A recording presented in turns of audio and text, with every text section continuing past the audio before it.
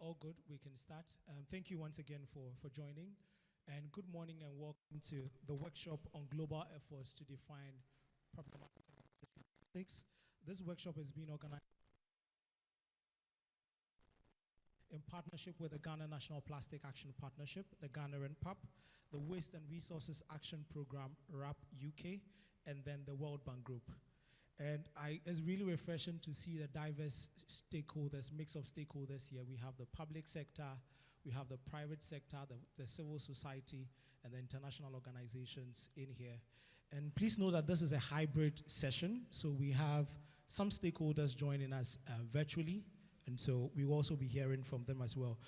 To the online participants, thank you so much for joining. Just a few housekeeping rules. Can we all kindly ensure that we are muted at all times to ensure that there isn't any feedback from here? We also want to hear from you, so please feel free to use the chat box to share your comments and your questions.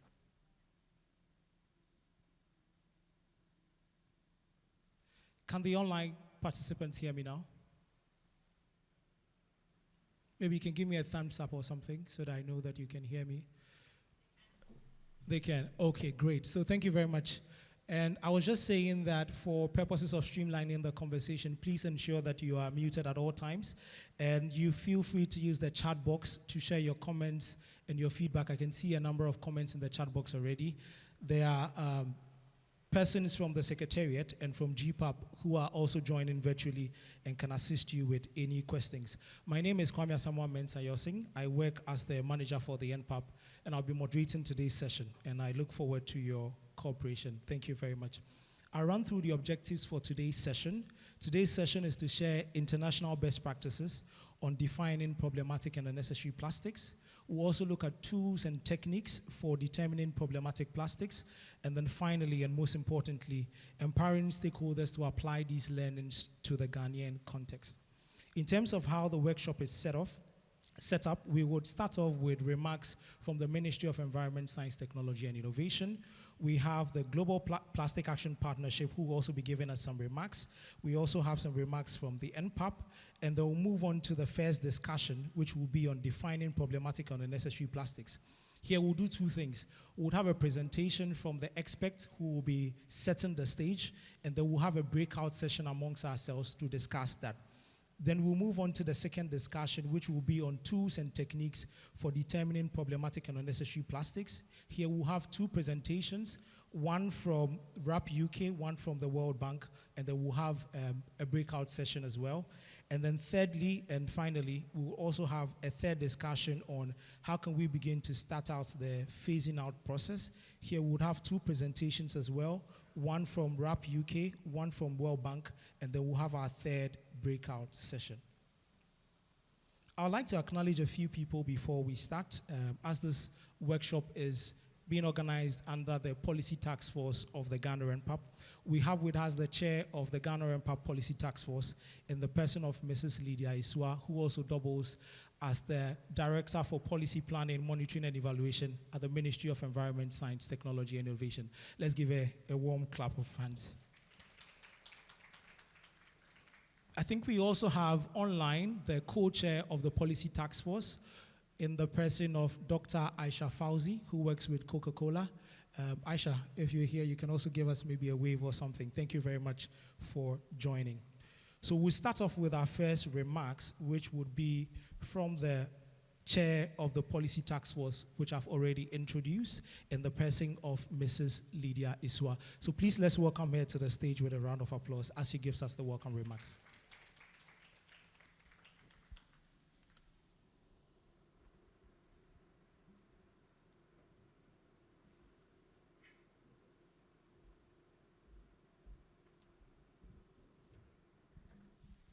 Thank you very much, Kwame, and a very good morning to all of you present here.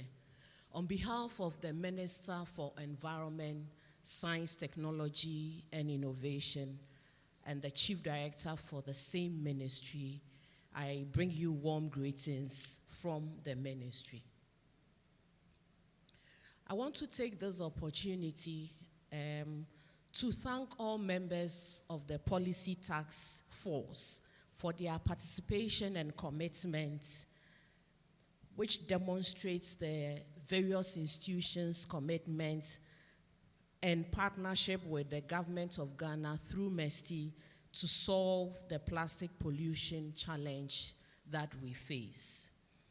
I also want to reaffirm the ministry's commitment to playing a key role of providing the enabling environment, establish a robust and effective policy framework for addressing plastics pollution, including the establishment of a circular economy framework for plastics.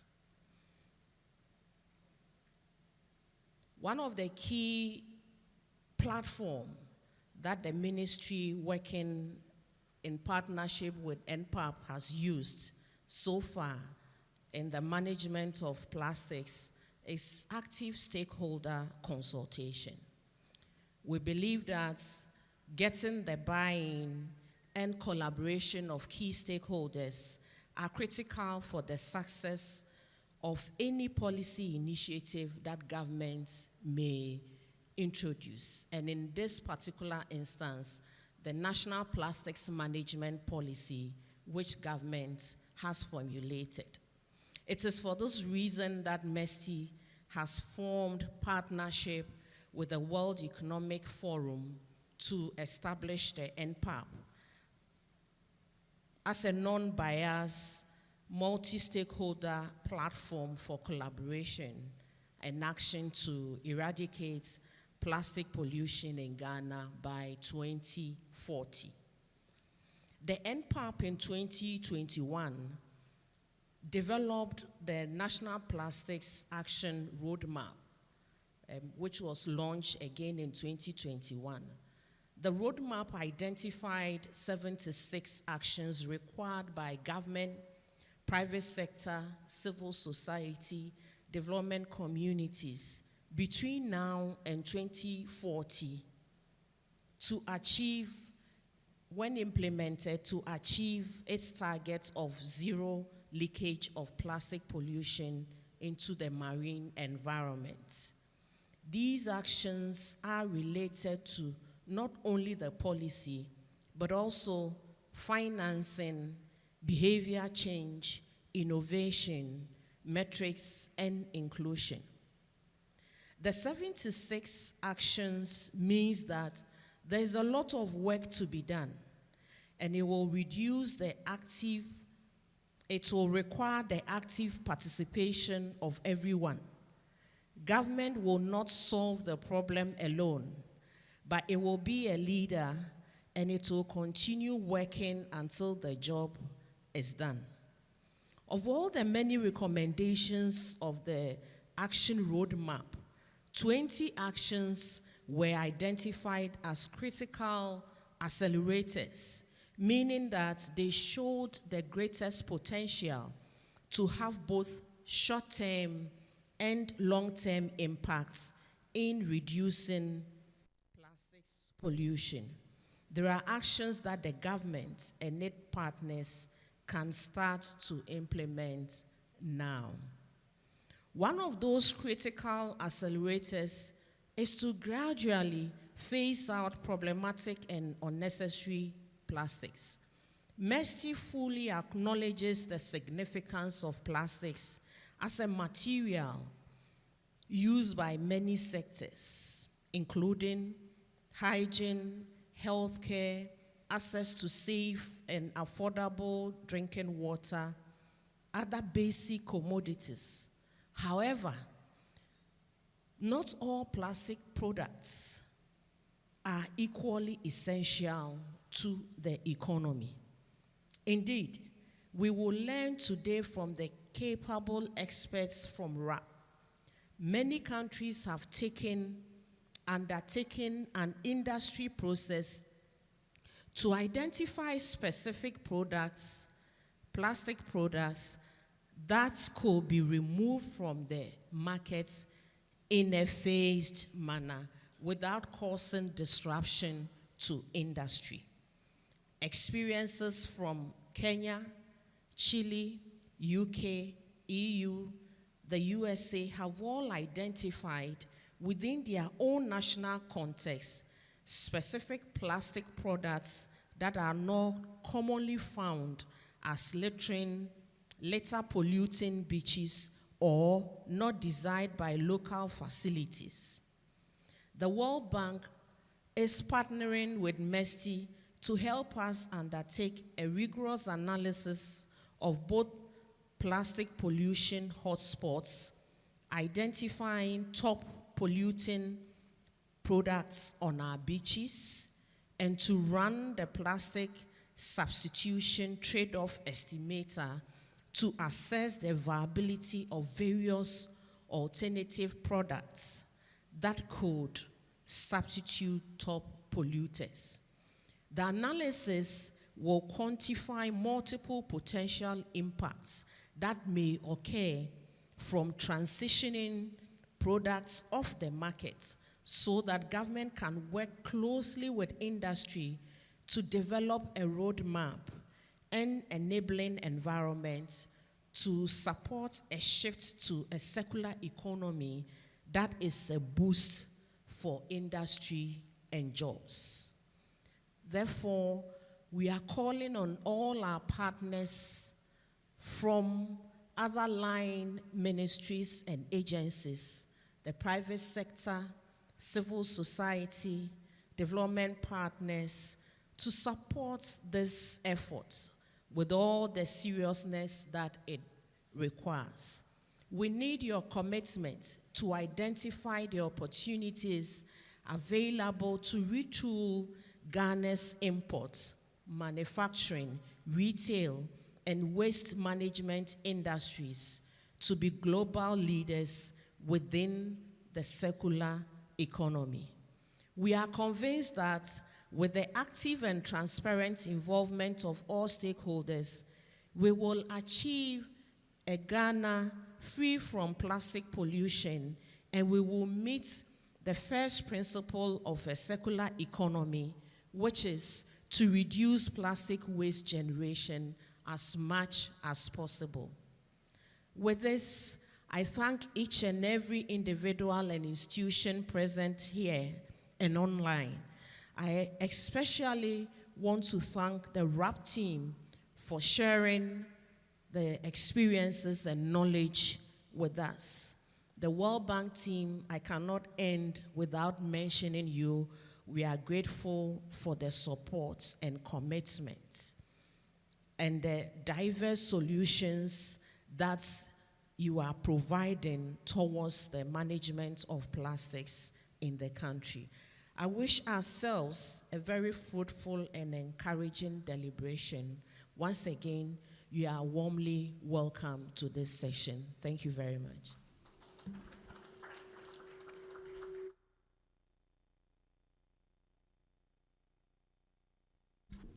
So, thank you very much, Mrs. Eswa, for those remarks, and thank you for your continuous leadership and the support from the ministry for the work that is being done. We'll now take another remarks from GPAP, and we have joining us Dr. Anika Green, who is the country platform specialist for the Global Plastic Action Partnership under the World Economic Forum. So I'll call on Anika to give us the remarks. So please let's turn our attention to the screen as we hear from Anika. Over to you, Anika. Thank you, Kwame.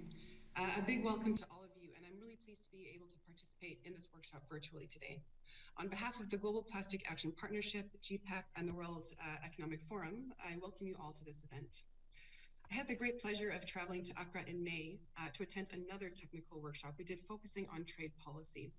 I was not only so encouraged to witness the level of expertise and experience in the room, but I was also really moved by the enthusiasm and passion of the participants.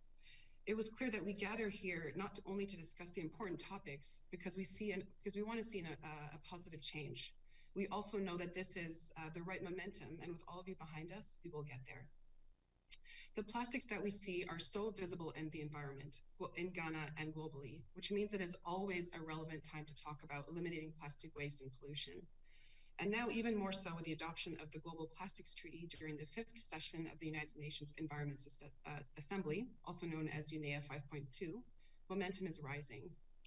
the need to negotiate a legally binding global instrument on plastic pollution covering measures along the entire life cycle of plastics is clear. But along with this massive step forward comes complications. What does it mean to be a problematic plastic? What is the impact of an alternative? How do we effectively phase out a problematic plastic? We are pleased to engage with you here today to ask these important questions. It is only by putting our heads together that we will start to see progress. It is because of you, our NPAP community, that Ghana has risen to be a champion in the region to address plastic pollution with the launch of the Plastics Action Roadmap, launched in December of last year, and the financing roadmap aiming to de-risk investments for plastic action that was launched earlier this year in March. So once again, on behalf of the World Economic Forum and the Global Plastic Action Partnership, I would like to thank each and every one of you, the Policy Task Force, as well as MESTI in particular, RAP, and of course the World Bank team for your engagement and participation today, and I wish you all a very successful workshop. Thank you.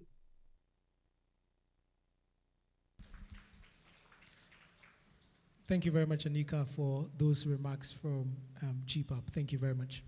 We'll move to, we're about to get into the discussion shortly, but I would like to set the stage and the context before we move into the discussions. I know most of us might be thinking, why are we here today and why this workshop? So we can, if I can have the slides up, we can start to take us through why this workshop today.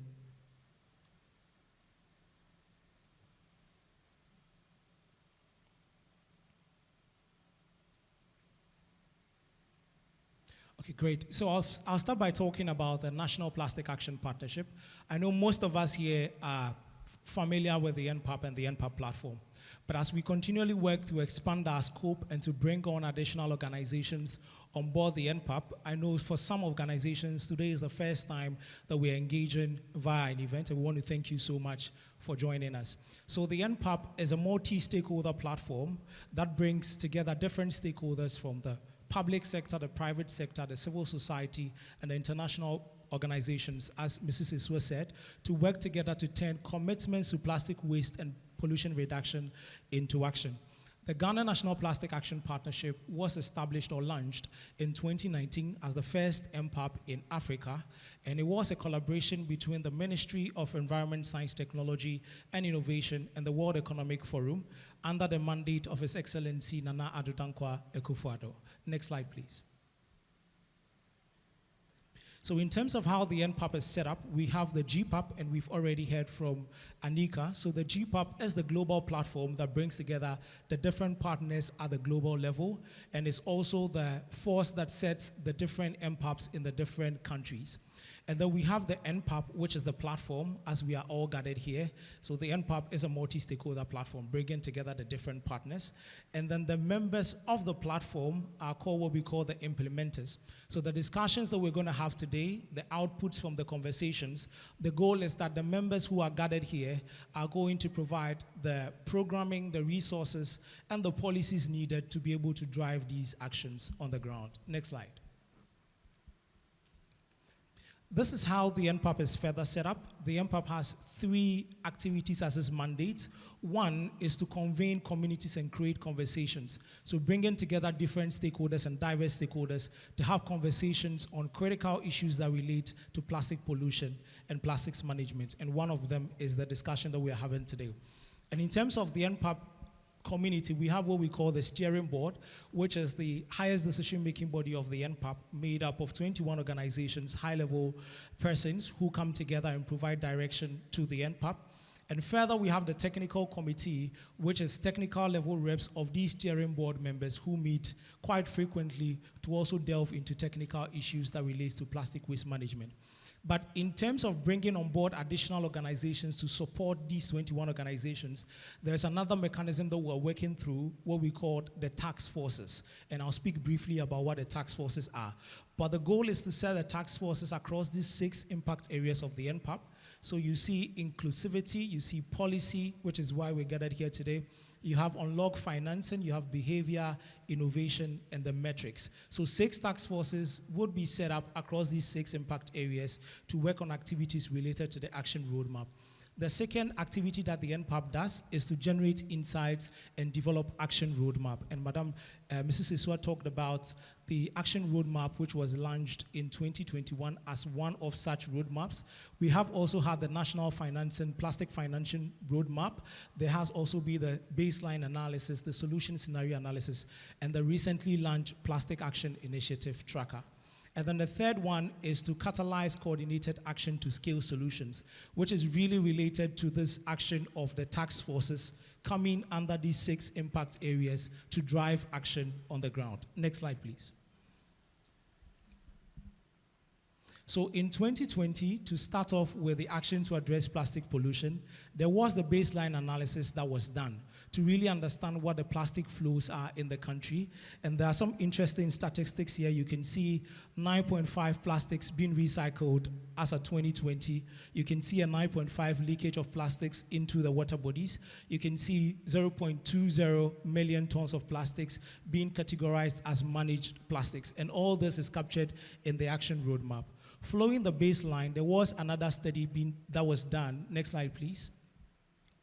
Which was called the solution scenario analysis. So after we understood what the baseline is, this study was a projection into 2040 to look at different scenarios and what the plastic situation could look like under these scenarios. So we have what we call the business as usual scenario, which is if we maintain the current plastic management approach that we are having, what are some of the figures that we can be looking at? And if we are supposed to work on what we call system change scenarios under what we call realistic and ambitious systems, what we can achieve. And Mrs. Isua in her speech talked about the zero leakage of plastics into the water bodies, which you can see here as one of the achievements that we can attain if we work on the ambitious system scenario. Next slide, please. And so to be able to achieve that system change by 2040, there were 67 recommendations that were proffered by the action roadmap. And out of that, there were 20 that was put together as critical accelerated that needs to be prioritized immediately.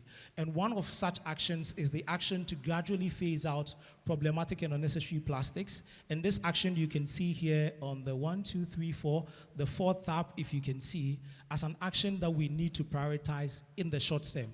So this discussion here is to bring together stakeholders for us to begin to talk about this critical accelerator, or are there opportunities as a country to gradually phase out problematic and unnecessary plastics, and what actually is problematic and unnecessary plastics, and what are the international best practices that we can learn from. Next slide, please. And so the task forces I'm talking about are multi-stakeholder groups of technical specialists, again, across the sector, government, private sector, civil society. And what they do is, I've talked about the recommendations. They work to implement the recommendations of the action roadmap, and they meet every 8 weeks. Next slide, please. The policy task force, for which reason that we are gathered. The policy task force is made up of 29 members, and the goal is to look at EPR schemes, standards and regulations, policy dialogues and policy coherence and regional collaboration. And the objective, can we go to the previous slide, please? The objective is to strengthen policy environment and drive action to reduce plastic waste pollution and enable equity and inclusivity. Next slide. This is a snapshot of the members on the task force. Again, a mix of different organizations across the sectors. And what the task force is doing now is providing an avenue to advance ongoing national discussions on extended producer responsibility, the development of standards for recycled PET, and this conversation on gradual phasing out of problematic plastics. Next slide. And these are the 3 immediate term priorities of the policy task force. So the establishment of an EPR scheme, the gradual phasing out of problematic and unnecessary plastics, and then standards for recycled content. Next slide. But to streamline the work under each of the task forces, we have what we call sprint groups, which are smaller working groups within a task force which focus on a particular action. So for the policy task force, we have 3 sprint groups. One sprint group focused on EPR, which is being led by the World Bank, MESTI, and with technical support from RAP UK. We have the second one, which is focused on the gradual phasing out of problematic and unnecessary plastics, which is being led by the Environmental Protection Agency and the Council for Scientific and Industrial Research, again with support from RAP. And then finally, the third priority, which is on standard for recycled content, which is being led by Coca-Cola and Ghana Standards Authority with support from RAP. Next slide as I wrap up. And these are the members on the phasing out sprint group. So these members are the ones who are having conversation on the phasing out of problematic plastics, for which reason that we're convening this meeting. Next slide, and I think my last slide. And this is the work plan for the task force. Maybe I'll just focus on the phasing out. So if you can see for the phasing out, one activity that the sprint group has agreed that needs to be done is that we need to determine the scope and set the baseline when it comes to problematic and unnecessary plastics. And the sub-activity under that is to have a workshop where we bring together different stakeholders to really look at what are international best practices towards the phasing out of problematic plastics, and then as a country, begin to look at how can we apply those learnings to the context of Ghana. And it's for this reason why we are gathered here today as a group to support the phasing out sprint group under the policy task force to have a broader engagement and consultation. So I hope I've been able to do justice to the reason why we are here, so everybody understands why we are here for this discussion. Okay, great.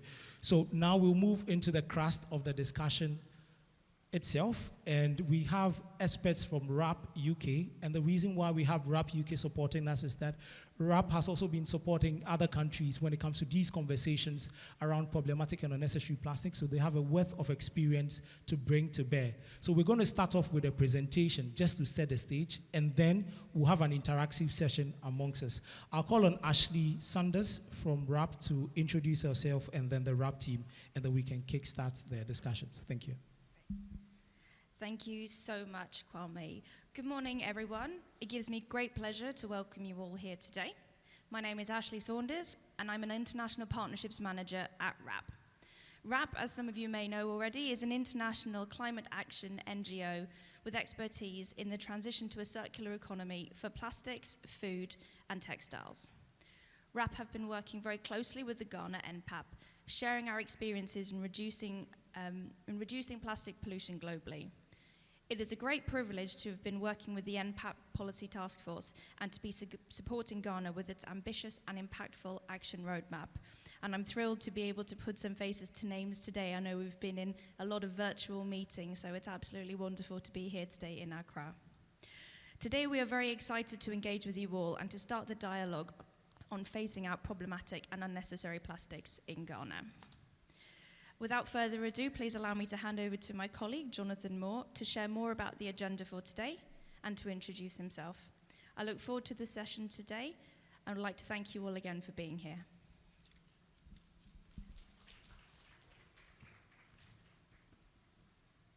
Good morning, everybody. Thank you very much, Ashley.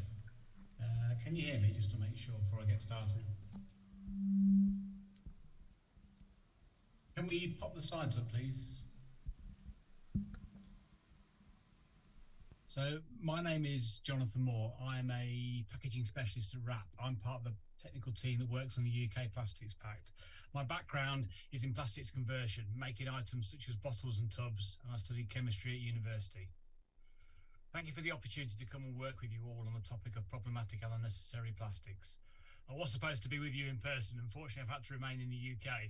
Can't tell you how sorry I am not to be there to meet you all and to get to explore your wonderful city. To set the scene for our aims today, it's worth noting that globally it is estimated 8 million tonnes of plastic leaks into the ocean every year, the equivalent of 1 refuse truck per minute. If no action is taken, this is expected to increase to 2 per minute by 2030 and 4 per minute by 2050.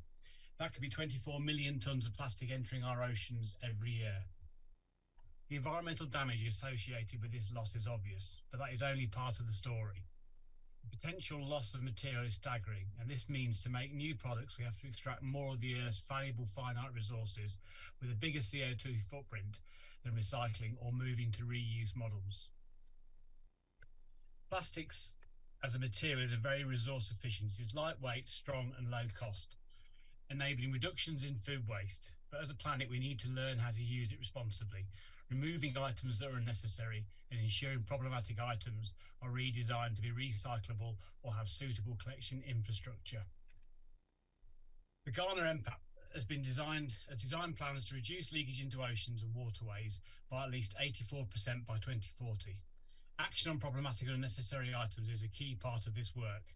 This workshop today is an important step on that journey, allowing us to bring the focus on problematic and unnecessary plastics. If we could go to the next slide, please. We sent a series of pre-event questions to help provide an overview of your priorities. Many thanks for all the feedback we received. The first question asked, what do you believe the priorities are for our workshop focusing on problematic or unnecessary plastics? Is it tackling the items found most commonly in waterways and on beaches? Is it tackling the items most commonly littered? Reducing items consumers consider as priorities? Removal of unnecessary items? Reducing the impact of packaging formats that are classed as unrecyclable? Or are we looking to eliminate problematic materials or eliminate the contaminants of recycling? When looking at the feedback we received, a clear majority felt a focus on items that are littered and into waterways and oceans was a clear priority. The next slide, please. The second question asked, how do you think any assessment criteria or list of problematic and unnecessary items should be implemented? Should that be via government intervention and legislation, via individual companies or trade associations working together, as an output of the NPAP, via consumer campaigns targeting recycling and correct disposal, or other routes, or maybe a combination of items? We had a split response on this, the majority believing that an output from the NPAP and via government intervention and legislation was the best route to success. The final question, next slide, please. The final question asked what should be in scope. The majority agreed that packaging, products and labelling should be in scope. They also felt that clothing and other categories such as granule loss and material loss were less of a priority currently. Next slide, please. The aim for this morning's session is to bring together all your expert knowledge and experience of the Ghanaian marketplace with the aims of beginning to define problematic and unnecessary, to discuss the tools that could be best used to assess items, and finally to develop a list of items for consideration. I've prepared a large number of slides today to help set the scene. We won't go through the detail of all the slides today, but we will make them available for you to review at your leisure. Next slide, please. In the first part, we'll look at defining. Can we go back to part one? Back one more slide. Perfect, thank you. In the first part, we'll look at defining problematic and unnecessary. To start with, I'll provide an overview of the definitions used by the various global pacts and the approaches of some governments. In the interactive session, we'll ask you in your groups to discuss items that should be in scope, the priorities that need to be tackled, how they should be implemented, and to propose statements defining problematic and unnecessary. Next slide, please. In the second part, we'll look at how items are assessed. I'll go through some of the principles for assessment, how the various pacts have approached this, and the impact of alternatives. Colleagues from the World Bank have kindly offered to give an overview of their plastic substitution estimator. In the interactive session, we'll ask you in your groups to discuss the principles and tools that are best suited to the Ghanaian market and to consider any exemptions and challenges. Next slide, please. For the final part, we'll look to produce a list of items for consideration. I'll go through some examples and consider how data can help. The World Bank have kindly offered to show their plastics policy simulator to support this area of focus. In the interactive session, we'll ask you in your groups to develop a list of items for consideration, consider the challenges to adoption, and how success could be measured. Next slide, please. Coming back to part one, we'll start an overview of the global pacts. Their definitions focus on, is it necessary? Can it be moved to a reusable model? The likelihood of entering the environment and the risks it poses if it does. Does it contaminate the recycling infrastructure? And does it contain harmful chemicals, or does its manufacturing damage the environment? They then build upon these points to define problematic and unnecessary plastics. Next slide, please. The global commitment is led by the Ellen MacArthur Foundation in collaboration with the UN Environment Programme.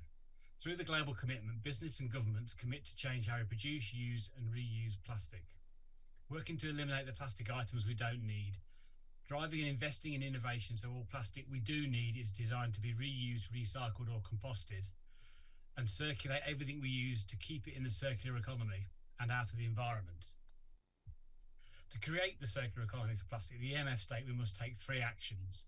We must eliminate all problematic and unnecessary plastic items. We must innovate to ensure that the plastics we do need are reusable, recyclable or compostable. And we must circulate all the plastic items we use to keep them in the economy and out of the environment. The EMF definition for problematic and unnecessary simply states that an item can be defined as problematic or unnecessary if it is not reusable, recyclable or compostable, if it contains or its manufacturing pose a risk to the environment, if it can be avoided whilst maintaining function, if it is a contaminant to recycling or composting systems, and if it has a high likelihood of entering the environment. Next slide, please. The EMF definition has been adopted in whole by Plastics Pacts for markets from Europe to Chile to Australasia and adapted by other pacts for their local markets. Next slide, please. The UK Plastics Pact simplifies the EMF definition to 4 statements based around questioning if it can be avoided or if reuse options could be adopted, if it does not commonly enter the recycling or composting systems, if it doesn't meet the definition of recyclable, or if it hampers the recycling process, and finally, if it pollutes our environment. Next slide. The South African Plastics Pact splits the 2 definitions, focusing on unnecessary as items that can be phased out with limited impact or can be switched to a reuse model. For problematic items, the focus is again around it not being recyclable or compostable, disruption to recycling or being littered, the chances of being littered or ending up in the environment, and those items that have a negative impact on recycling or composting.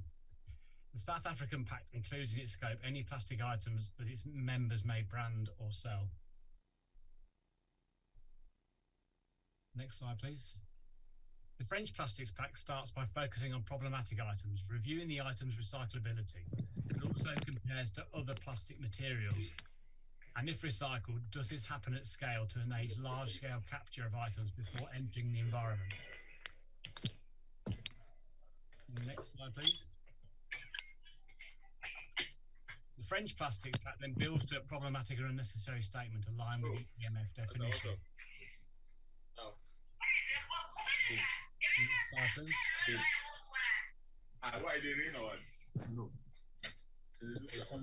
The US Pact uses a statement focused around items that could be eliminated, replaced with a reuse model, and also those items that contain recycling systems based on their format. I'm just getting a little bit of feedback there. Yeah, so please, if you are unmuted online, can you mute yourself, please?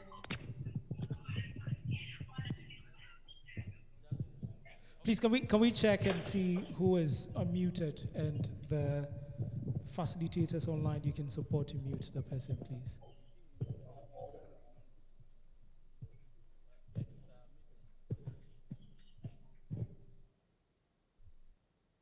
Thank you, Kwame. We go to the next slide, please.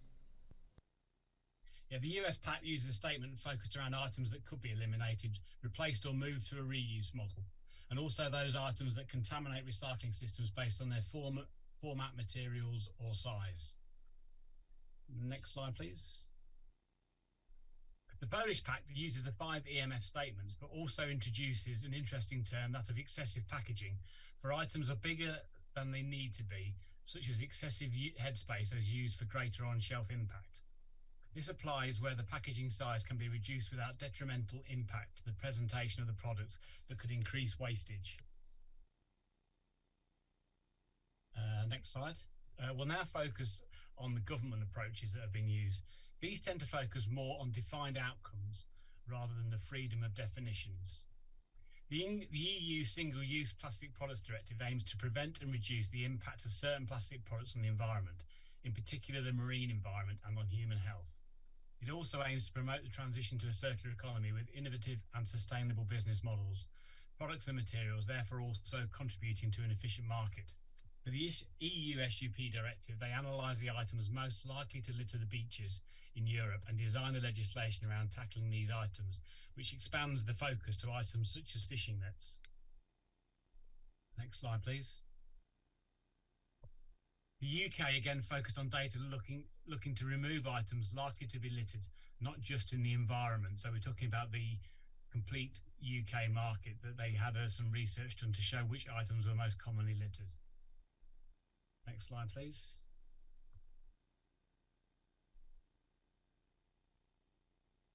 The Kenyan government built on a ban of single-use bags to include items likely to be littered in national parks, limiting what visitors can take into these areas to minimise pollution. Next slide, please. In Zimbabwe, the focus again was on items that are littered, such as EPS. The approaches taken by governments and the various packs end up with a high degree of alignment, but governments tend to focus and restrict items that are priorities for action, whereas the various packs have a broader starting point that generally ends up focusing on a larger number of items that feeds into other pack targets, such as designing for recyclability. We'll now move into the interactive session. We'd like you in your groups to discuss the following 3 points and record your outputs. Firstly, what items should be in scope? Are we talking packaging, for which you could define that as being any material used to hold, protect, handle, deliver and present goods? This includes packaging for raw materials right through to finished goods to be sold or being sold. For example, bags, bottles, boxes, sachets. Are we talking about products? And you can define product as something that it's a tangible item that is put on the market for acquisition, attention or consumption, but it does not meet the packaging definition. Examples are items such as straws, plastic cutlery, cigarette butts, cosmetic beads. Are we talking about materials? When we're talking about materials, we're considering if specific materials should be considered, like PVC, that may not be recycled or could contaminate other recycling streams. And for others, we're considering anything else that might need to be covered, such as plastic granules lost in factories and entering the environment. We may want a separate category, such as things like toys. Do we consider items such as clothing and textile fibres, tyres? That's completely up to you. And then next, we'd like to discuss the priorities we'd like to tackle, be that the littering or likelihood of entering the environment, reducing the overall volume of plastic, the removal of contaminants to recycling or those materials not recycled, or do we want to look at things specifically like single-use plastics, which can be considered as a product that is made wholly or partly from plastic and that is not conceived, designed or placed on the market to accomplish within its lifespan multiple trips or rotations by being returned to a producer for refill or reuse for the same purpose for which it was conceived. The final part of this session is to build upon the scope and priorities to suggest definitions to the term problematic or unnecessary. Think about things like single-use items, options for reuse, or contaminants to recycling in the environment. You can either produce a full definition or simply create a series of statements that answer specific concerns. We'll aim to collate all your inputs and use them with the support of the sprint group to define the scope, priorities, and definition, which can then be shared. Thank you for that, and we can now move into the interactive part. Thank you very much, Jonathan, for that. So we'll be moving into the interactive session. But one thing, if you can look on your table, there is a sheet there which has the definitions that Jonathan took us through. And so before we start the interactive session, I would want us to take some time as a team on your table just to run through that sheet to get an understanding of what other countries are using to define problematic plastics. And then we'll go into the breakout sessions to have 3 questions discussed. And can we have the questions on the screen? So number 1 is, what items should be in scope? Should it be packaging? Should it be products? Should it be materials? Should it be others? And number 2 is, what are the priorities to tackle problematic and unnecessary plastics? Are we looking at littering and contamination, reduction in plastics use, removal of contaminants for recycling? And then as a team on your table, can you begin to come up with an initial definition of what problematic or necessary plastics can be based on your answers for question 1 and question 2? Please, is it clear enough? before we move into the group. So we're doing three things. One, you're talking about the items in scope, what should be the priorities, and number three, as a team, can you come up with an initial definition of what you think a problematic or necessary plastic is, based on the information on the table and then what you've also heard from Jonathan? Are we good? Are we good, please? Is there anybody who needs clarity before we go into that 20-minute session? Okay, I'll take that to mean that we're good. So for each table, can we get one person to... Okay, how many tables do we have? Okay, so can this table join this table? And then we have one session here. Can we join this table? And then can you join these people just with your chairs? No, this is going here, this here. And then can you kindly join this? Okay, you are quite fewer. Can you join this table? You are joining those people. And those here, can we join this table, please? And can we join this table? And then can we join this table? And so we'll use the same structure for all the interactive sessions that we'll be having. So this table joins this table. Can we join just with your chairs? Just with your chairs. 2.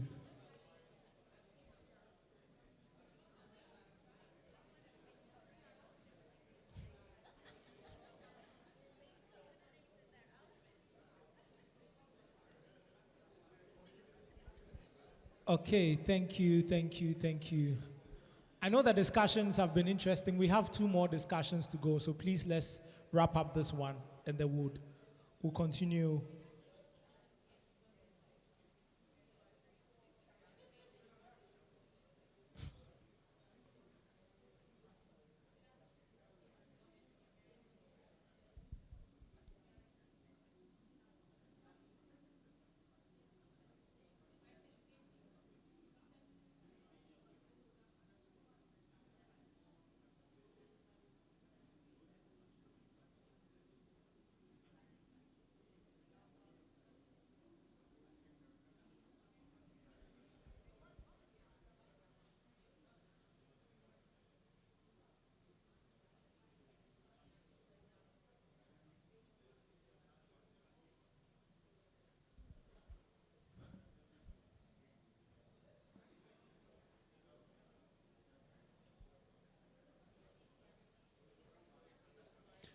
Okay, those online, can you hear us? You can give us a thumbs up or something if you can hear us, those online.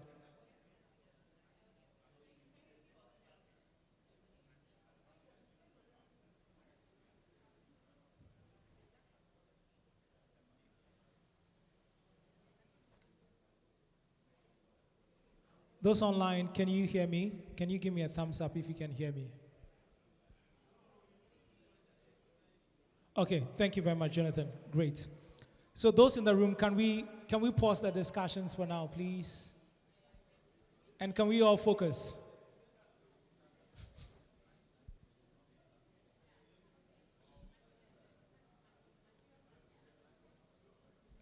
Please, can we pause the discussions so we can have one house, please? Vivian and her group. Israel and your group, can we come to have one house, please? Okay, so 2 things.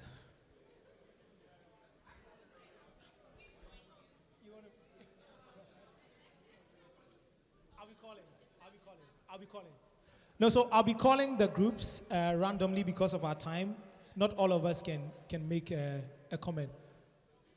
But please, can I have one house? The group at the very end. Can we have one house, please? Okay, so maybe we can turn and then face this, and then we can move on, please.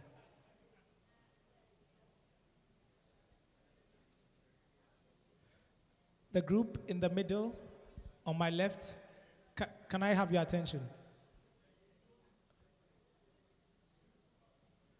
Okay, good.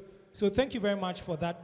We're going to do two things. One is that we're going to send the slides for the remainder of the discussion to everyone, so you can open it on your phone or your computer as Jonathan goes through it. You can also be going through with him in case you're finding it hard to see from the screen. That's the first one. So the second one is we're going to have the online group first come in and tell us what they discussed, and then we'll have two groups from here who would also come in and tell us what they discussed. But before we do that, are there any questions that you had as a team that you want to ask so that Jonathan would respond to before we do the report back? Any questions? Any questions you had when you were discussing, you were having the discussion? Okay, Israel. So Jonathan, we're going to take some questions, and if you can provide some feedback to it, and then we will take the report back.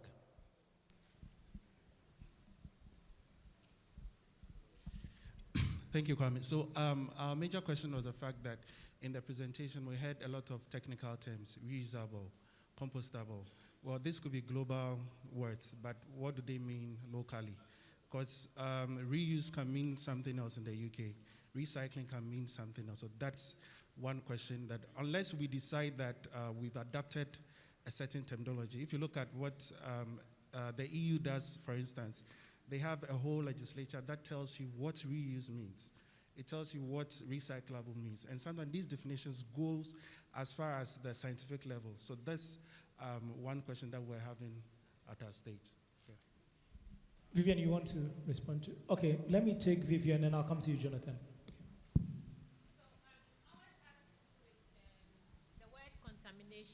So we were looking at contamination. Is it contamination in terms of what we put out on the environment, or the raw material composition, for example, PVC because of the dioxin, etc.?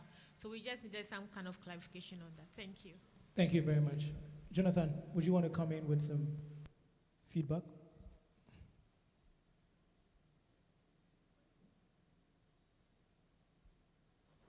The definitions, is that something we need to work on from like a local market perspective? So you're right, the EU have defined in great detail the term reuse, but is that something that we then need to focus on when we're looking at the definition of what do we mean by reuse? And again, contamination. I think these are valuable points that we need to bring out, and then maybe ensure that we have these particular points defined in the local market context. So for Ghana, what do we mean by contaminant? Are we talking about items that, as you said, items that enter as litter, or are we talking about how the product is designed? And maybe that's something we need to make sure we include in any definition that we come up with. Thank you very much, Jonathan. Any follow-up on that? Okay, sure. So, Jonathan, would you want to start off with your group, if there was any, maybe just a wrap-up of what happened in your group? It can be from yourself or anyone in the group, and then we'll take two more from those here. So unless anyone, anybody from our group wants to come in, then I can do that. Okay, sure. So when talking about products in scope, the group very much felt that we should be primarily focusing on packaging and products, including items such as, in terms of the product category, in terms of items such as straws and things like that, but also to be mindful of other potential areas of contaminants that can produce microplastics, such as clothing and textiles. So to keep those in mind. When looking at priorities, yes, littering and contamination were key areas, as was a reduction in plastics used, but also ensuring investment in infrastructure and a simplification of the packaging used so that more can be captured that's of greater value. And then the final point brought in was one to include some sort of mass balance approach to model how materials flow. In terms of definition, we were talking about basing around like the UK Plastics Pact 1, but maybe changing some of the statements. So if its use is avoidable or substitution, can we use reuse models? if it's not recyclable or hampers the recycling process. And this was felt to be quite important, making sure it's economically viable to recycle. So people collecting the materials have a greater incentive to collect these because they're going to have a greater value at the end. And again, in terms of pollution of the environment, microplastics was a big concern. And that's kind of the feedback from us. Thank you very much, Jonathan. So we have two groups here. I think Vivian's group, you want to share what you discussed. Was that a case? Okay, great. So would you want to come up, and then which other group wants to present? Okay, they're fine. The group at the back. Okay.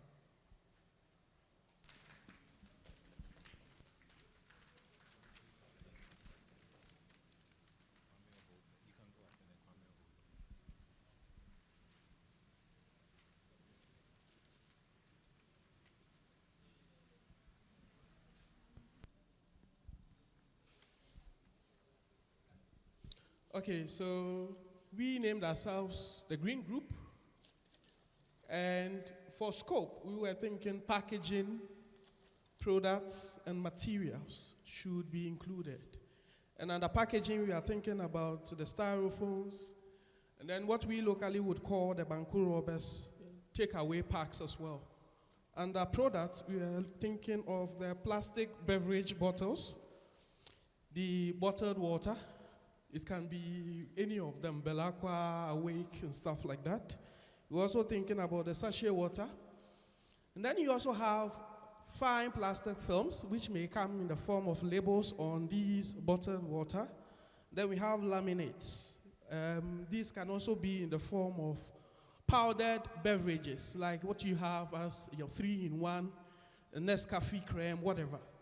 And then under materials, we are thinking about PVC, in the more local context. Under the priorities, we are thinking littering and contamination. Under that, we are looking closely at the human behavior as far as littering is concerned in the Ghanaian context, where people are just dropping stuff around. And then the role of the extended producer responsibility.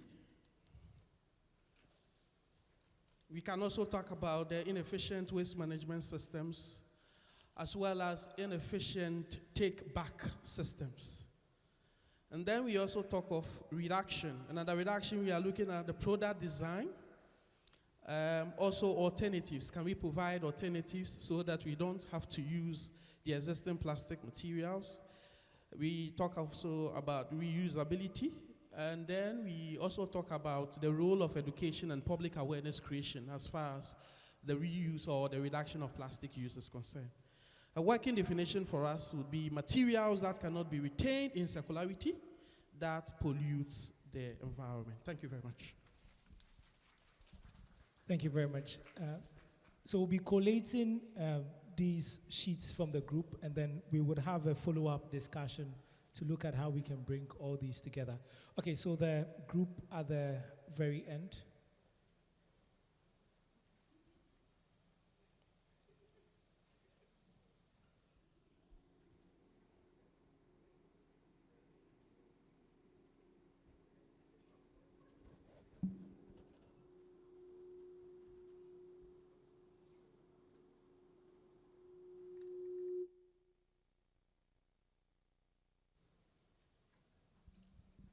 Israel, you left me. Okay, so our group also looked at, for the scope, we thought that packaging should come as priority, and then material, and then product.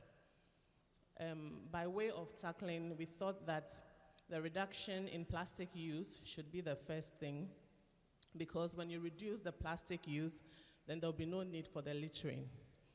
Before then, we look at second, the littering, and then contamination, and then the third, removal of contaminants, and then the last one could be others. Our definition we gave, problematic plastic is one that we don't have a local end of life system to tackle it. So one that if the government of Ghana does not have a local end of life system like a technology, or there's no policy to handle it, then we should define that as a problematic plastic. Thank you very much. Let's clap for them for that. I know there are a number, okay. Okay, I saw your hand first, that group, so I'll call you. And then after this, we need to move on to the other discussions, please. We have 2 more breakout sessions, so please. We'll collate the feedback.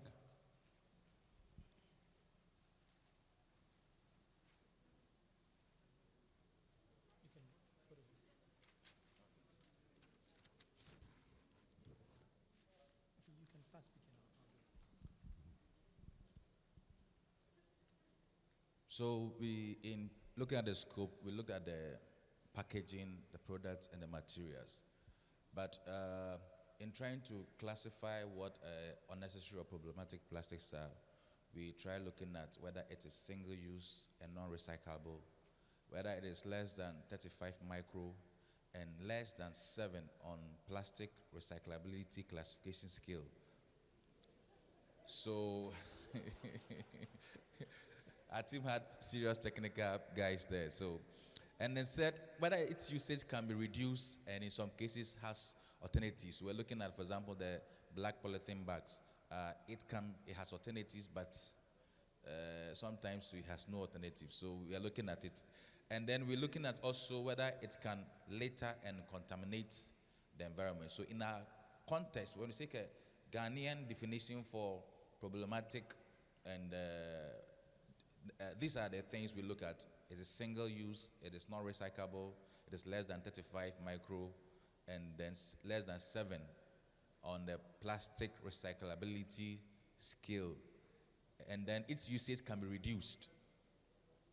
And in some cases, it has alternatives. And then it contaminates and litters the environment. Thank you very much. Thank you very much. I think when you started talking, some people said, this group is really technical. Anyway, thank you all for that. So we'll collate that and we'll discuss that later. We'll move to the second discussion so we can maintain where we are, because I think we've already built the rapport as groups. But if you can just turn yourself a bit so that you can see the screen. We're going into the second discussion, which is on tools and techniques that we can use as we go into phasing out. And there are going to be 2 presentations here. One is going to be from Jonathan again on list decision trees that we can use in these as part of tools and techniques. And we also have a presentation from the World Bank on the plastic substitution trade-off estimator, which can also be a tool that can be used in this regard. So I'll turn to Jonathan. We've sent the presentations to everyone, so you can look on your phone or your laptop so that as Jonathan is going through it, you can also run along with him. Jonathan, if you can hear me, over to you for the second session.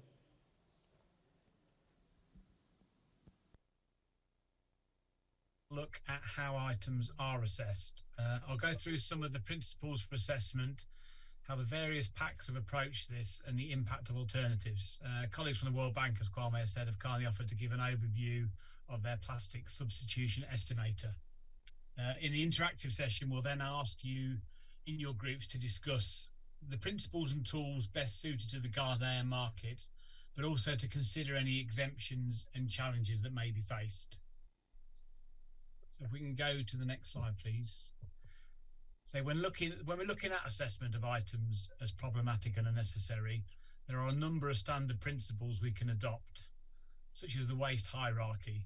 This generally has a number of principles, such as this example where key points can be defined as prevention, which means measures taken before a material or product has become waste. This can reduce the quantity of waste and any adverse impacts on the environment. Preparing for reuse, which means checking, cleaning or repairing and recovery operations by which products or components can be brought back to use without remanufacturing. By simply recycling, turning waste into a new substance or product. Recovery, which is classed as an operation, the result of which is waste that has a useful purpose. And disposal, where we're talking about products ended up in landfill and incineration without energy recovery.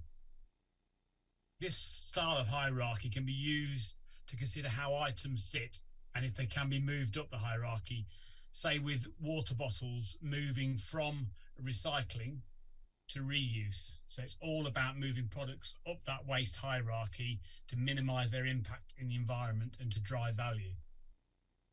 Have the next slide, please. We could also consider the principles of the complete circular economy to assess items as problematic or unnecessary. This particular model by Metabolic uses the 7 pillars for the circular economy. The first one is that materials are cycled at continuous high value. They are maintained in their most valuable forms, such as uncoloured PET bottles. Any contamination of forms with different properties is minimised. So you are trying to keep bottles as bottles to generate a high value stream. You want to make sure in this model that all energy is based on renewable sources. We want to ensure that biodiversity is supported and enhanced through human activity. We want to make sure it has no negative impacts on human society and culture. We want to make sure the health and well-being of humans and other species are supported by this move to a circular model. And we want to ensure that human activities maximise the generation of value. And finally, in this particular model, that water resources are extracted and cycled sustainably. And water is one of our most important shared resources. Sufficient quantity and quality of water is essential to our economy and our survival. Go to the next slide, please. The other approach is to look at a more focused circular model based around the steps in an item's life. At a practical level, it aims to reduce waste to a minimum. When a product reaches the end of its life, its materials are kept within the economy wherever possible. These can be used again and again, thereby creating further value. The circular economy considers every stage of a product's journey, from material source to design, distribution, use, and end of life. According to the EMF, this approach also offers strong economic, social, and climate benefits. And by 2040, a circular economy has the potential to reduce the annual volume of plastics entering our oceans by up to 80%, by reducing greenhouse gas emissions by 25%, generating overall savings potentially $200 billion a year, and the creation of up to 700,000 additional jobs. Next slide, please. Do we go for a more simple system, such as the R's of recycling, a series of statements that can be put against any item and that can also be used to assess alternatives? By asking these questions, we can decide, should we refuse an item if it's not necessary? Should we reconsider how items are presented? Can we redesign to make an item recyclable or use a more sustainable material? Can we reduce the amount of material used by down-gauging, reducing packaging size, or using more recycled materials? Could the product be converted to a reuse model?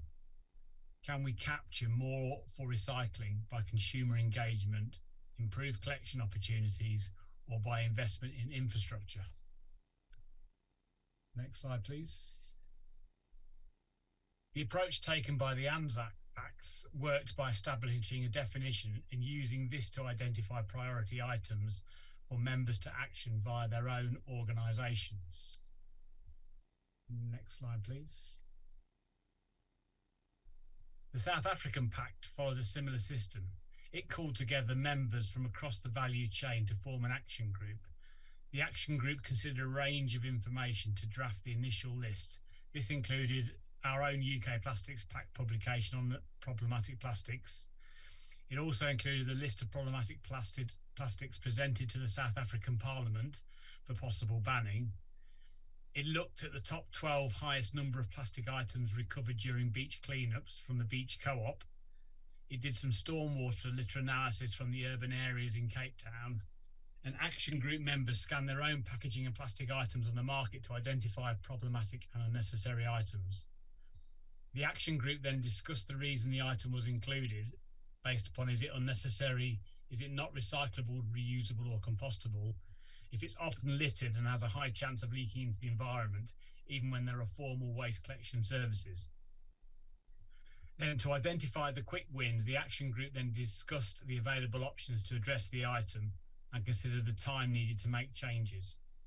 The prioritised list was then sent out to all members for comments and voting on the list of items.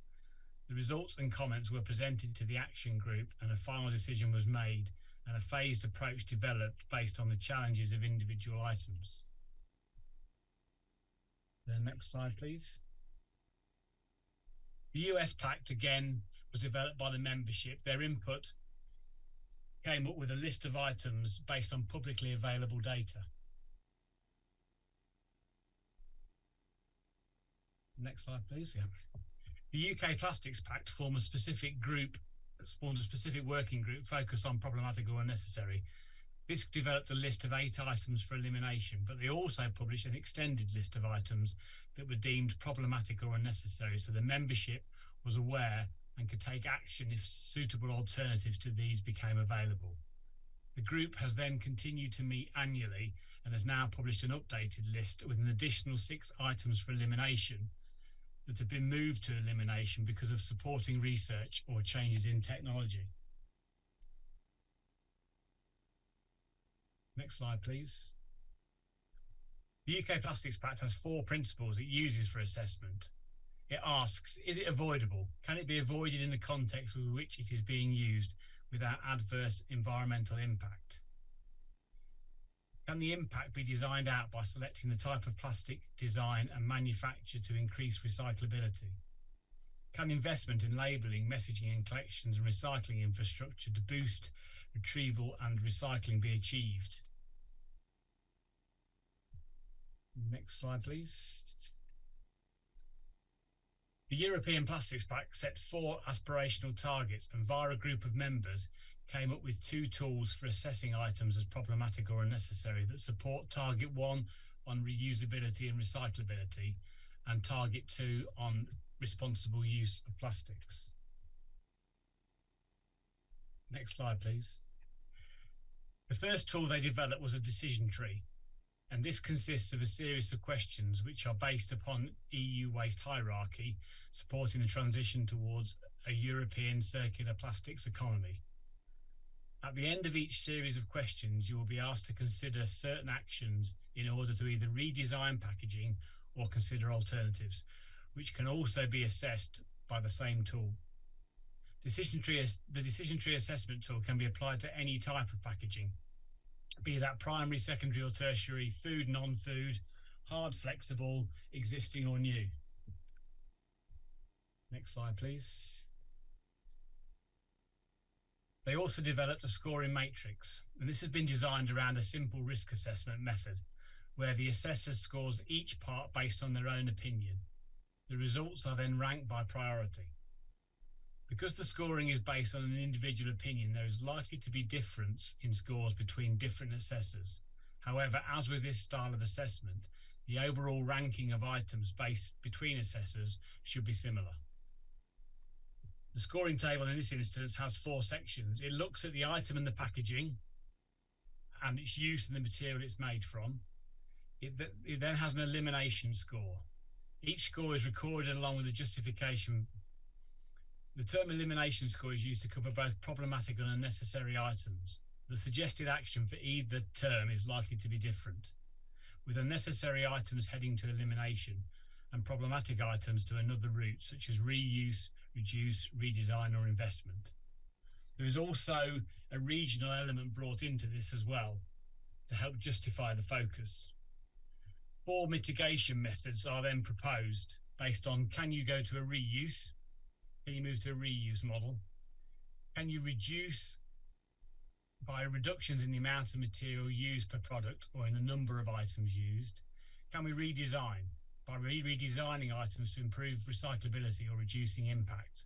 And finally, investment. Can investment in infrastructure or communications lead to increased capture rates? The decision tree is best for individual items and the scoring matrix is best suited to a number of items and establishing priorities. The 2 can also be used together, each item taken through the decision tree with the results recorded on the matrix. What we'll do now is we'll now hand over to the World Bank for their presentation on the plastic substitution trade-off estimator.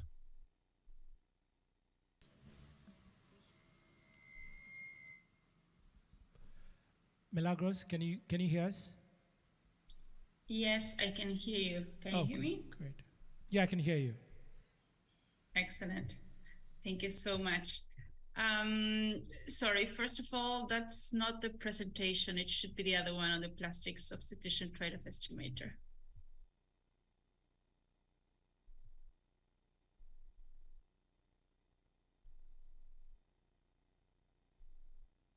Okay, so in the meantime, while we can find the slide deck, good afternoon. It's a great pleasure to join you today in this workshop on the global efforts to define problematic plastics and present part of the work that we have developed and continue developing at the World Bank with a focus on helping client countries address plastic pollution.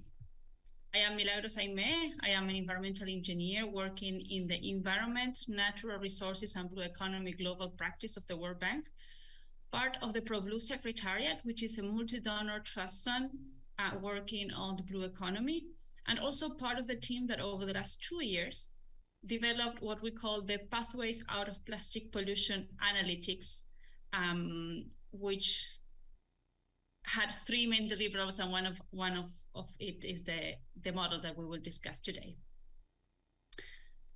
So let's see if we could find the slide deck, and we can put it on the screen and share it.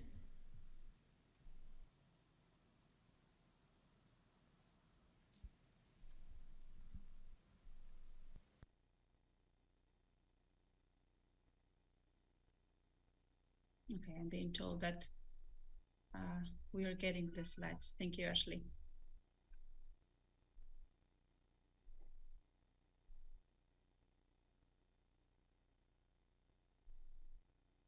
Excellent. There. Okay, so as I was mentioning before, the plastic substitution trade-off estimator is part of a global analytics developed at the World Bank called Pathways Out of Plastic Pollution. Next slide, please. So I don't need to tell you, you're already gathered there today for this reason, but plastics have been a development driver for decades, but they have also turned into a development problem due to their omnipresence in the environment. And while there have been several governmental efforts to address this problem, they have had limited success because of market and policy failures. Next slide, please. Some of these are the upstream, midstream, downstream incentive gap, where we can find most of the focus on the downstream plastic waste management problem and lack of incentives to influence decisions more upstream from producers to consumers. Also fragmented government interventions and no consideration of the environmental and societal costs of plastics. So the question that we're really trying to answer is, are there pathways out of plastic pollution? Next slide, please. This, I'm sorry, it might look a bit small, but just to give you an overview, on the right side, what we have is a simplification of the work that we have done and how we see the building blocks of plastic pollution management. So we need to start from measuring, from having data, from baseline assessments, from diagnostics, from material flow analysis, from monitoring, and based on that information, then setting targets. And once these targets are decided and agreed on, then identify which are the technical measures to achieve them and the policies that can help achieve those targets. And then starting this continuous improvement process of really implementing and enforcing regulations and monitoring and reviewing their impact to see if there need to be changes or updates done. Next slide, please. So this work, which for simplification reasons, we called 3P instead of pathways out of plastic pollution. Just simplifying it, we like to use acronyms a lot, so we call it 3P. We developed 2 models and 1 piece of analytics. One model is the plastics policy simulator, which you will hear about later today, which helps simulate different packages of policy instruments and what are the impacts to the different actors across the whole value chain. Then we have the plastic substitution trade-off estimator, the one that we are going to discuss a bit deeper now. And we also developed a report on what policies are available and how do they perform in countries around the world. So that has 10 country case studies. Next slide, please. So now going to the plastic substitution trade-off estimator. Next slide, please. So this tool compares the costs and benefits of 10 plastic products with up to 4 alternatives currently available in the market. I was listening to the conversations you were having earlier today and how to define the problematic plastics. Well, in this model, we included 10 plastic products, which in the future, it can be further to more plastic products, but the criteria was those that were most commonly found leaking into the environment, and in particular in the marine environment. It was developed together with a Dutch firm, Revel and C. Delft, and it is a country-level, data-driven model, which was piloted in 5 countries. And the idea is that it can help bring transparency to conversations addressing questions like, what are the trade-offs of substituting products, or under which circumstances do alternatives really perform better than the currently used plastic product? Because there's always a risk of us trying to ban something or to eliminate the use of something and then creating a bigger problem. And then with this information, supporting informed decision-making for target setting. So the final objective of this model is to help this first stage that we mentioned after all the data collection has been done, until we have a good understanding of the flows and the numbers and the volumes, then how do we set the targets? It is important to emphasize that this is a tool designed to be implemented in any country, but it's not a piece of work that tried to identify the only and the best universal alternative to plastics. No, on the contrary, what it shows is that the best alternatives can be different depending on local technical capacity, the solid waste management system robustness, the end-of-life options for both the plastics and alternatives, and the possibilities for local production versus imports and others. Not only this, as we will see also, this tool compares the impacts on several fronts. So it will allow comparison not only on GHG emissions, for example, but also water consumption, impact on tourism. And the truth is that each country might value or weight each of these impacts according to their own circumstances. So the model basically works in 3 steps, as we see here: input, calculations, and outputs. Next slide, please.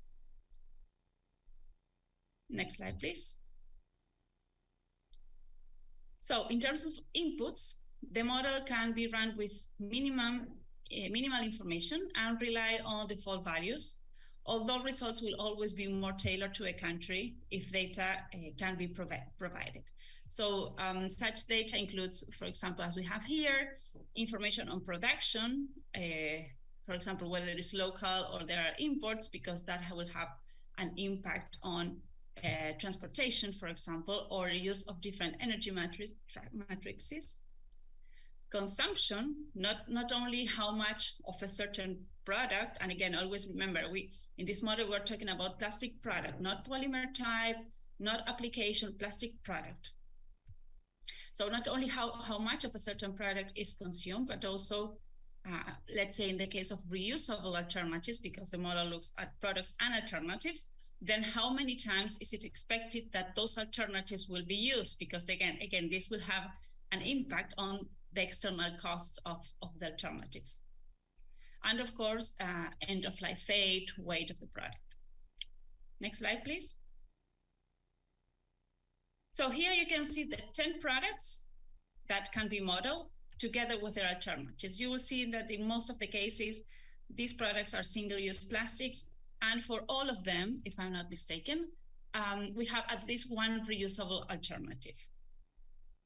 It is important to note that while the tool can be used for these 10 products, and that's a strength and a limitation, if you want to model something outside of this model, it's not there yet, but maybe in the future, this can be improved and complemented. But then it can also be applied to just one product. I was hearing a lot of conversation on beverage bottles. Okay, the model can be run only for beverage bottles and for 2 or 3 of these alternatives and not all of them. Next slide, please. So I don't want to get too technical here, but it's important to get a high-level overview of how this model works and what's the rationale behind it. To anyone familiar with the life cycle assessment methodology, what we're seeing here is that the comparison is not done on a one-to-one weight base, but on the contrary, it's a comparison based on an equal function. So, for example, if we say the capacity, the function would be the capacity to contain 500 milliliters of liquid. And then each container based on the material will have different weights, different shapes, and that's what needs to be considered in the comparison, right? Next slide, please.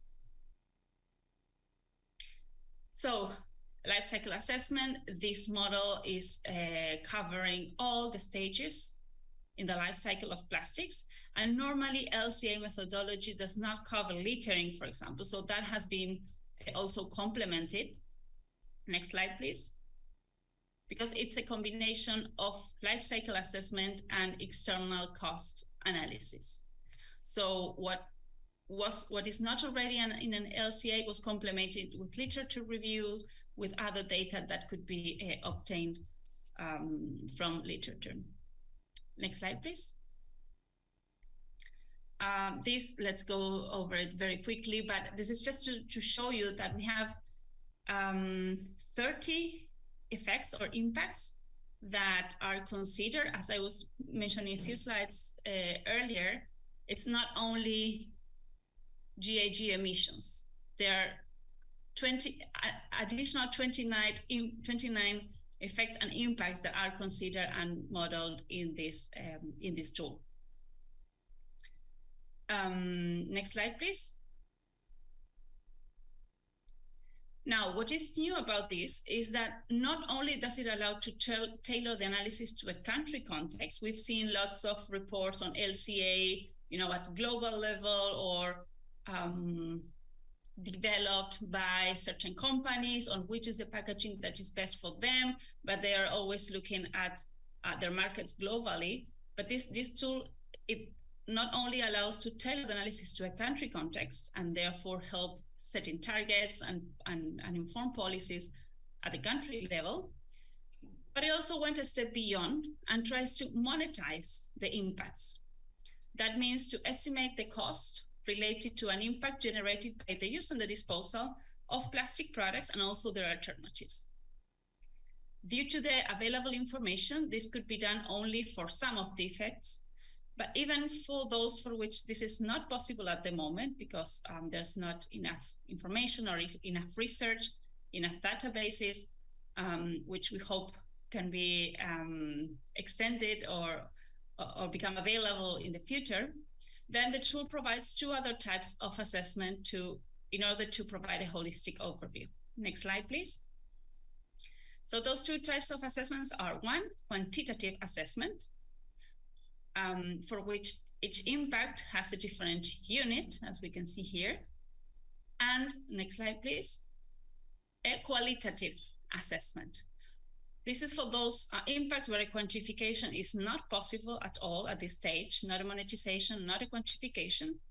And therefore, this is a relative assessment that assigns positive or negative value to alternatives based on whether they are expected to have lower or higher external costs compared to the plastic products. Next slide, please. So we said we have 3 kinds of outputs. Now, how do we visualize them? How can they be presented in a user-friendly way to allow comparison? How does it simplify it so that we can inform target setting?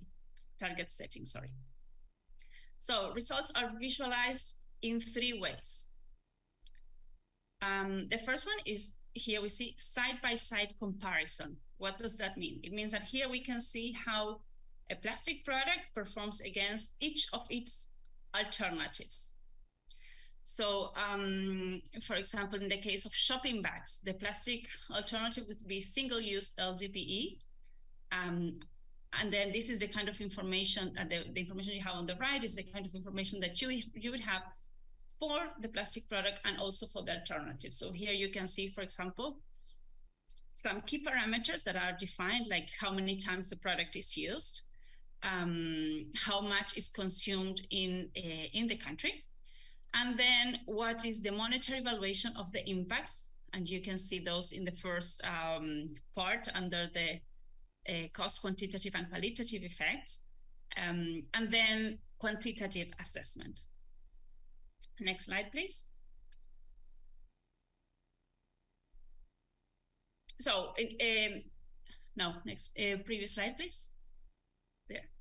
So, while the model allows us to visualize for each of these products and alternatives, which are the costs, which are the quantitative impacts, or quantification of the effects,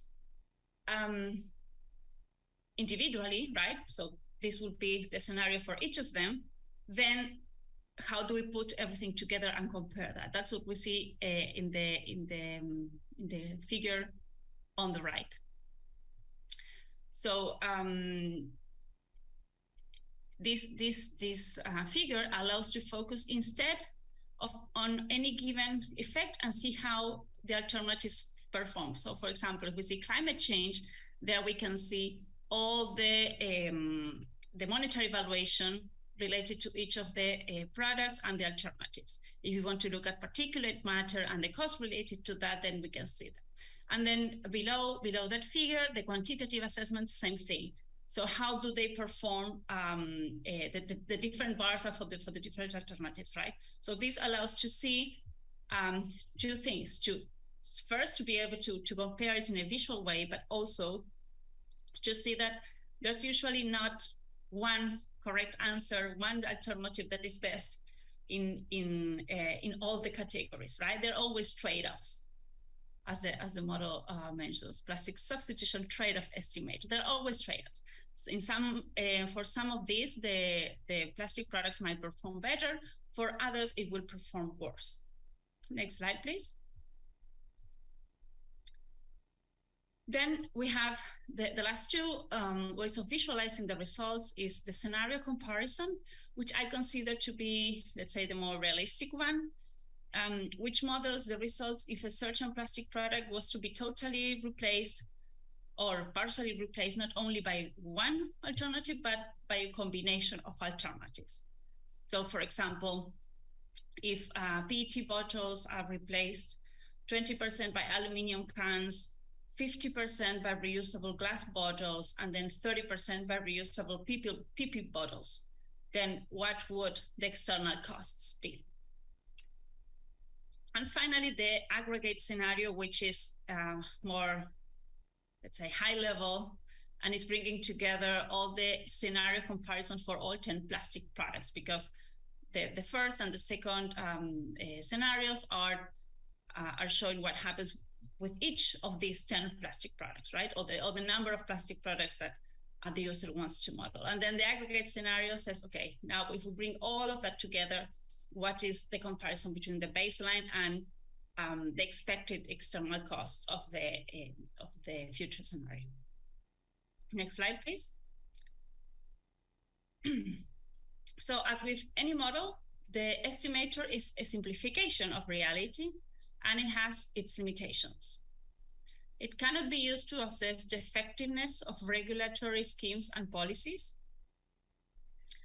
financial implications of product substitution, nor affordability and acceptability by users of the alternative materials. Next slide, please.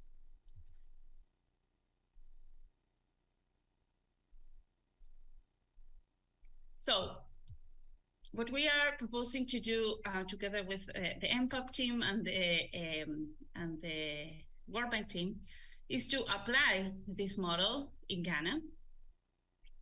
And for this, we're following 4 steps. First is familiarizing with the model and defining the scope. So for example, as I mentioned before, is it necessary, or does the country want the model to be applied to all plastic products and all the alternatives, or are there priority items that the government will or is targeting and therefore will require stronger focus? And also, what are possible scenarios to be modeled? Next slide, please. And then we will start with an iterative process, which is steps 2, 3, and 4, which is first conducting the data collection, the model and its inputs. So if the information is not already there, it needs to be collected. And this requires also consultation and discussion with stakeholders.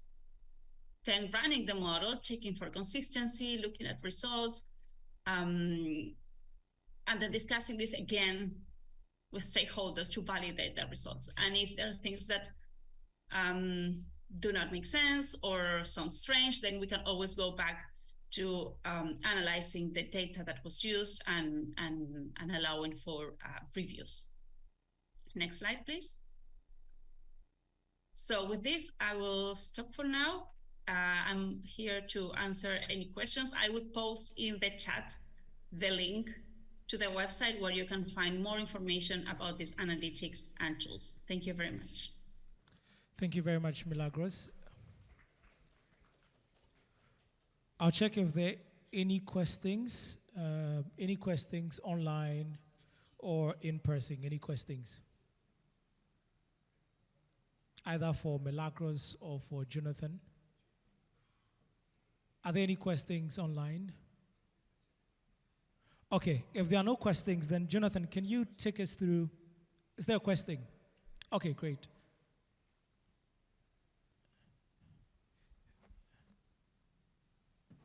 Can we get him a microphone?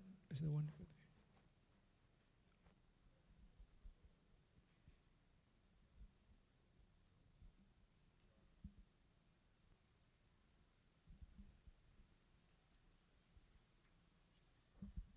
So I would like to ask a question on the model, how it was actually helping to estimate the trade-offs. So my question is, does this model actually have specific plastic items, the 10 items that she mentioned? That is the only plastic item that it can actually model to come out with the estimation, or does it include other plastic products that it will be able to estimate? Okay, thank you very much for the question. Milagros? Yes, thank you for the question. So for the time being, the model only allows the modeling of those 10 plastic products, and for each of them up to 4 alternatives. We expect or hope that in the future this can be broadened to other products and hopefully to more alternatives if innovative alternatives come to play. But yes, for now that's a limitation of the model. It can always be used. It can only be used solely for those 10 plastic products. Okay, thank you very much. Does he answer the question? Okay, your name? Emmanuel. And institution? Okay, great, thank you. Any questions online? If not, Jonathan, can you take us through the... Okay.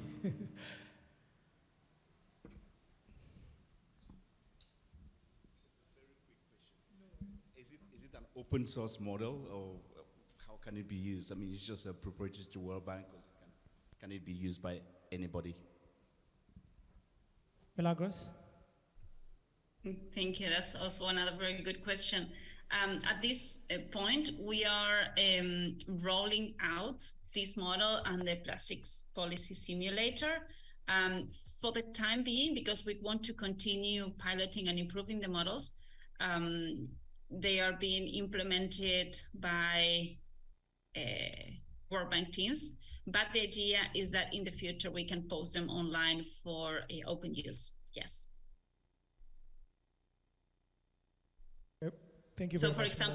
for example, in the case of Ghana, we are supporting the team to implement it, but always with some support from our side, because we think that there are still beta versions of the model. We call them that way.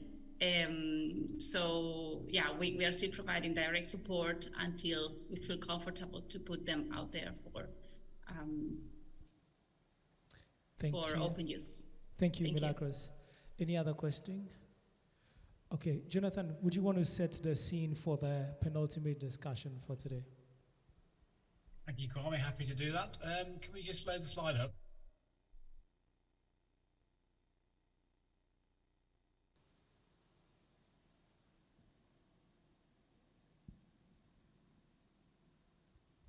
And we're going to stay in the same teams. Like I said, I think we've built the needed rapport in the same team, so we'll maintain the same teams.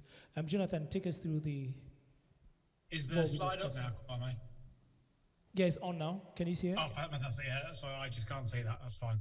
Okay, for this next session, again, in our same groups as Kwame's mentioned, we've got another 3 questions to ask. The first one of those, looking back at obviously some of the things we've spoken about, what are the principles that we should follow when assessing items? And what style of tool do we think would actually work best in the Ghanaian context? So looking at things like the circular model, the 7 R's, which of those principles do we think would actually work best? And then to look at who should do the assessment. Is that individual companies? Are we looking at sectors coming together? Or should it be driven by initiatives like the NPAP? Or do we need some government influence in this as well? And finally, what are we talking about in terms of exceptions and challenges? If we use an example like a straw, this could be considered unnecessary in a bar scenario where you either don't need it or an alternative, as a colleague mentioned earlier, bamboo could easily be used. But then if you go into something like a hospital environment, it then becomes an essential component, and removing to something like a bamboo option may not be considered safe and clean. So we just need to consider those 3 things. What are the principles? Who should do the assessment? And what are the exceptions and challenges when doing the assessment? Thank you very much, Jonathan. Any questions? Are we clear on the ask for the second discussion? Especially the group leaders, because you'll be facilitating the discussion. So are we clear on that? Okay, I'll take the no objection to mean that we are all good. So can we move back into our teams? And then we're discussing these 3 questions. What are the principles and tools that should be used for assessment? How should the items to be assessed by individual companies, by sectors, by governments, by initiatives? And what are the challenges, and should there be any exemptions? We have about 15 minutes to do that. So can we go back to the breakout sessions and start a discussion? Thank you.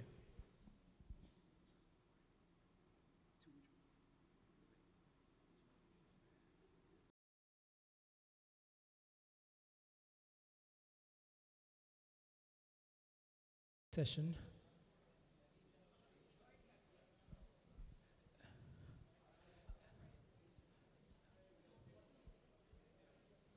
Thank you. Can I have your attention, please?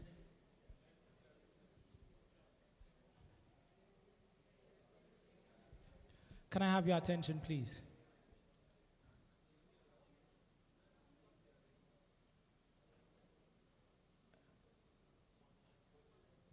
Thank you, thank you, thank you. Please, can we sit down? And we have a small change we want to make to the agenda, so I want us to listen. Hello.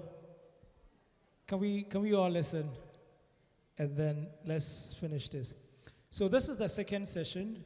There was supposed to be a final session after this, which is a deep dive session. But we're going to make a small change. So what we are going to do is we're going to go to stretch out for about 10 minutes.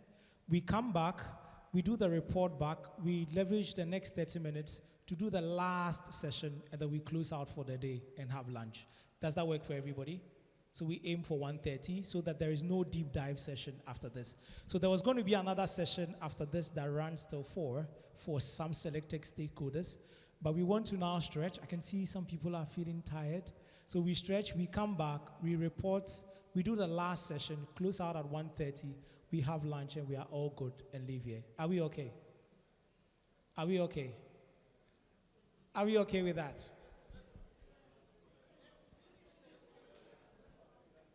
So we should continue and close out. Okay, good. So then let's have the report back.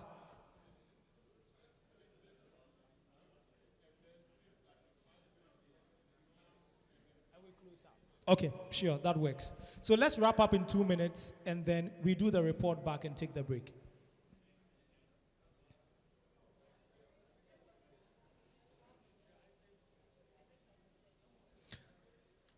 So in 2 minutes, I'm going to call the group at the very end.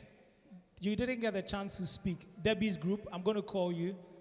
And then I'm going to call the group in the middle there to also speak. Those are the two groups that are going to speak.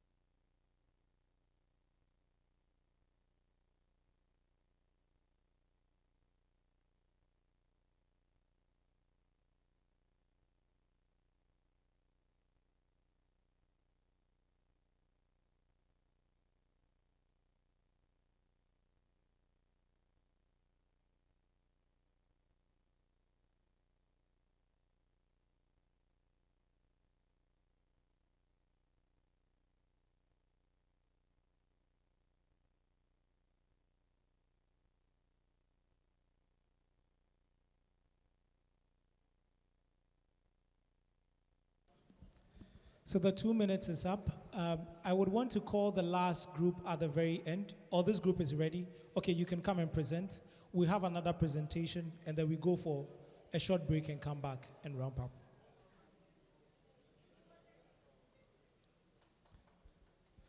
So please, let's welcome that group as they come to present.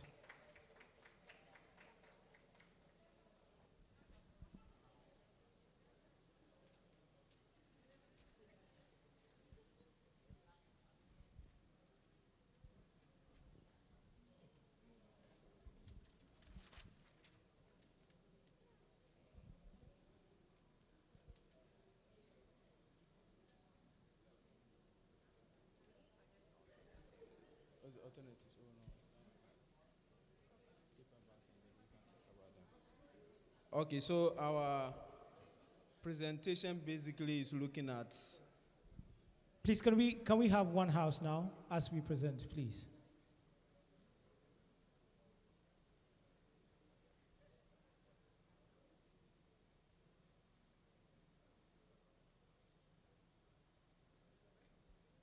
Can we have one house, please, so that we hear the presentations and go for the break? So in 2 minutes, you'll be done. Our presentation is looking basically at the carrier bag that we use as products, and we are looking at the principles and then the tools that actually we can use to assess its usage. So we were using the decision tree as our tool and the principle of waste hierarchy. These are the two things that we are using. And with the carrier bag, we are asking this question: is it reusable? Then you answer yes or no. If it is no, then you move to the next stage. Is it preventable in its use? If it is yes, then is it recyclable? If you can recycle it, then you answer either yes or no. Then you come down with that. Then you look at who should assess this particular product, who should do the assessment. Is it government or a private sector? But we are looking at the fact that government with input from the private sector will be the best way to go. And we are also looking at what are the various challenges that could come up. The first one is cost or capital intensive nature of dealing with such a product. Then the next one is resistance from producers. Every producer always wants to minimize cost, and they want to maximize their benefits. So they may resist in dealing with these recycling this product. The next one is inadequate cost, cross-functional coordination of stakeholders. So you are looking at government, society, and the private sector or the producers. What is the coordination between them in order to tackle such a challenge? So thank you very much. You are done. Thank you very much. Which other group would want to present before I call on? Okay, so the group in the middle is ready to present. Okay. So let them come first, and then I will call on you. And then we'll take the last one from online if there's any comments from there.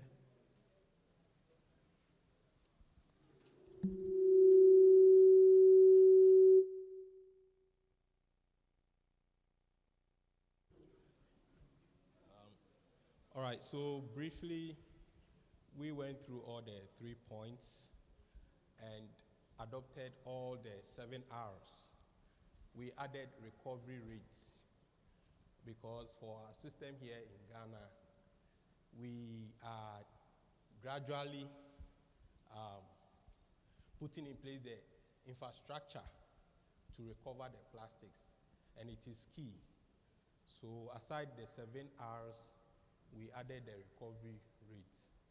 And then on assessment, we proposed that it should be a consortium of all stakeholders so that it can easily be accepted and implemented. We listed a few challenges, which include transportation, funding, lack of education, corruption, and loss of jobs. For exemptions, we are saying that in cases where we have no replacement materials, we can use the problematic plastics. Thank you. Thank you very much. Yeah, you can leave it there. The group here. No.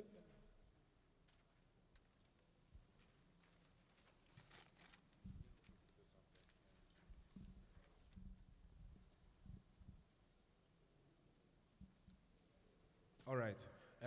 So what we did is we came up with a matrix, sort of, to classify all the products that we had mentioned earlier. So we used the R's. So for our regular black rubbers, it was plain refuse. For your plastic cutlery, it was refuse, redesign, reduce, and reuse. For food packaging, that is all the other plastics that you have for food packaging that contains your coleslaw and all that, you're supposed to refuse them, redesign them, reduce, and of course refuse. Then when you come to your water sachet, refuse, redesign, reduce, and then recycle. And then for PET, HDP, you'd have recycle and all the other things in that matrix. For the assessments, we thought as a group that it has to be multi-sectoral. And so you have the government leading with support from industry and other sectors and initiatives, CSOs, and all the other people. And then challenges, we looked at alternatives, whether there were enough alternatives for anything like this. And we also resolved that the alternatives may exist, but they may not be known to a lot of people. So that's the lack of awareness. We also spoke about infrastructure. So when you come to source segregation, for example, you may have people like us source segregating in our homes. However, when the waste companies come, they just lump all of it together, and that is a problem. And so the infrastructure to do a lot of these things may not exist. And then we also spoke about false solutions, the kind of things that look as though they are trying to solve the problem, but do not solve the problem and divert our attention from the actual problem. Things like incineration or waste-to-energy facilities. And we also looked at the social and economic impact of trying to phase out some of these plastics. So essentially, that is what we did as our group. Thank you. Thank you very much. We want to check online if there are any comments from the online session. Anybody to volunteer?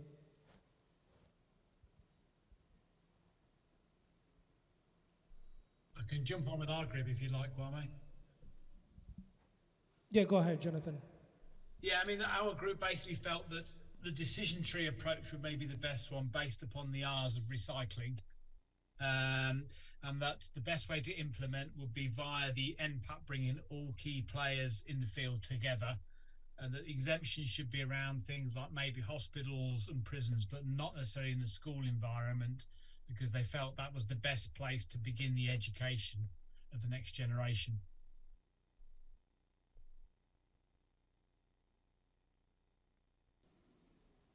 Great, thank you very much, Jonathan. So this brings us to the end of the second session. We have about 10 minutes. We can go out and stretch and come and close out with the last session and have lunch, right? So thank you very much. Let's come back around 1:05, and then we'll close out in around 1:30, 1:35. So please, let's stretch out for the next 10 minutes, and we come back to close out. Thank you.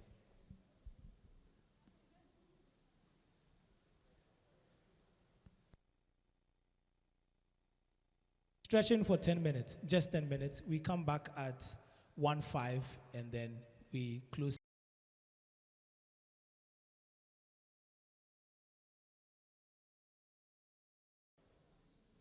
Please, if you're outside, can you kindly come in? Let's wrap up with the last session.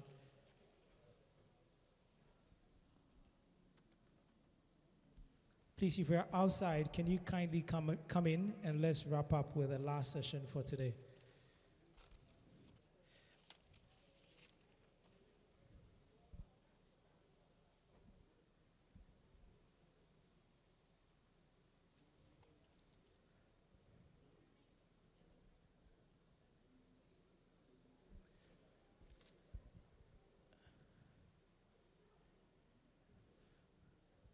Jonathan, are you ready online? I'm here, Kwame. Okay, great. So let's take our seats, please, and then let's wrap up with the last session for today, which is on how do we start to phase out. Can we take our seats?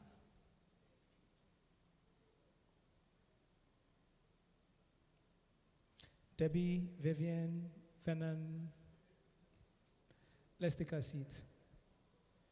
Please.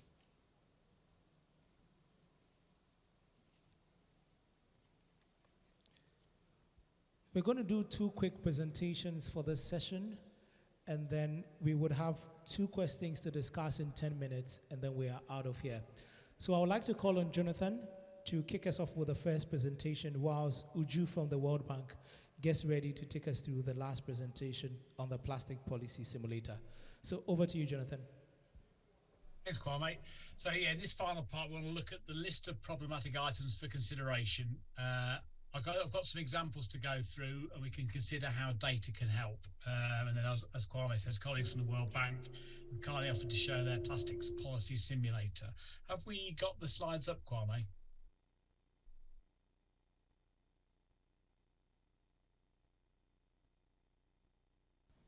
It is, Jonathan.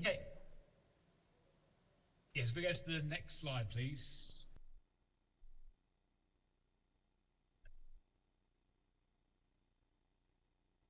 Yeah, the UK Plastics Pact list initially focused on 8 items, 3 of which hamper or are not recycled in the UK market, such as PVC, PS and oxo-degradables. And the other 5 are single-use items linked to the government reduction plans. An additional 19 items are held under consideration for elimination.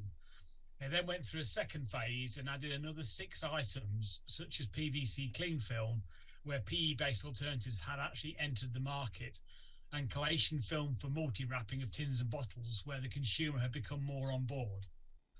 Next slide, please. The South African Pact has a similar list, but adds in some notable other items, such as microbeads in cosmetics and thin bags used for fruit and vegetables.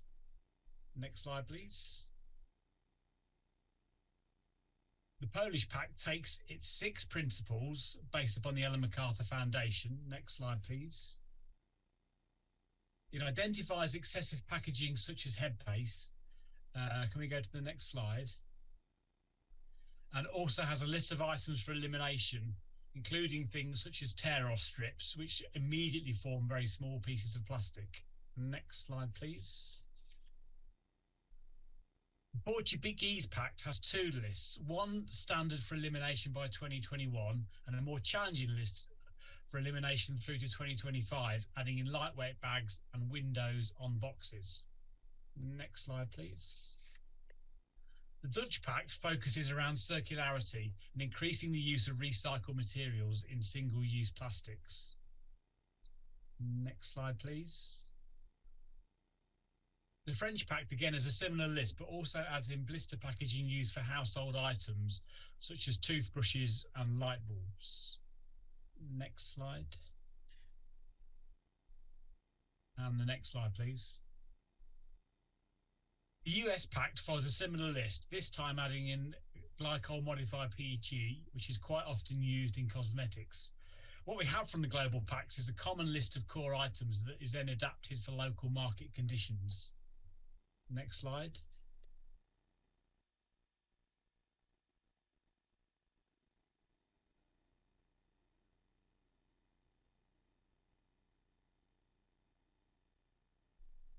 That's just dropped me off. Can you hear me again now?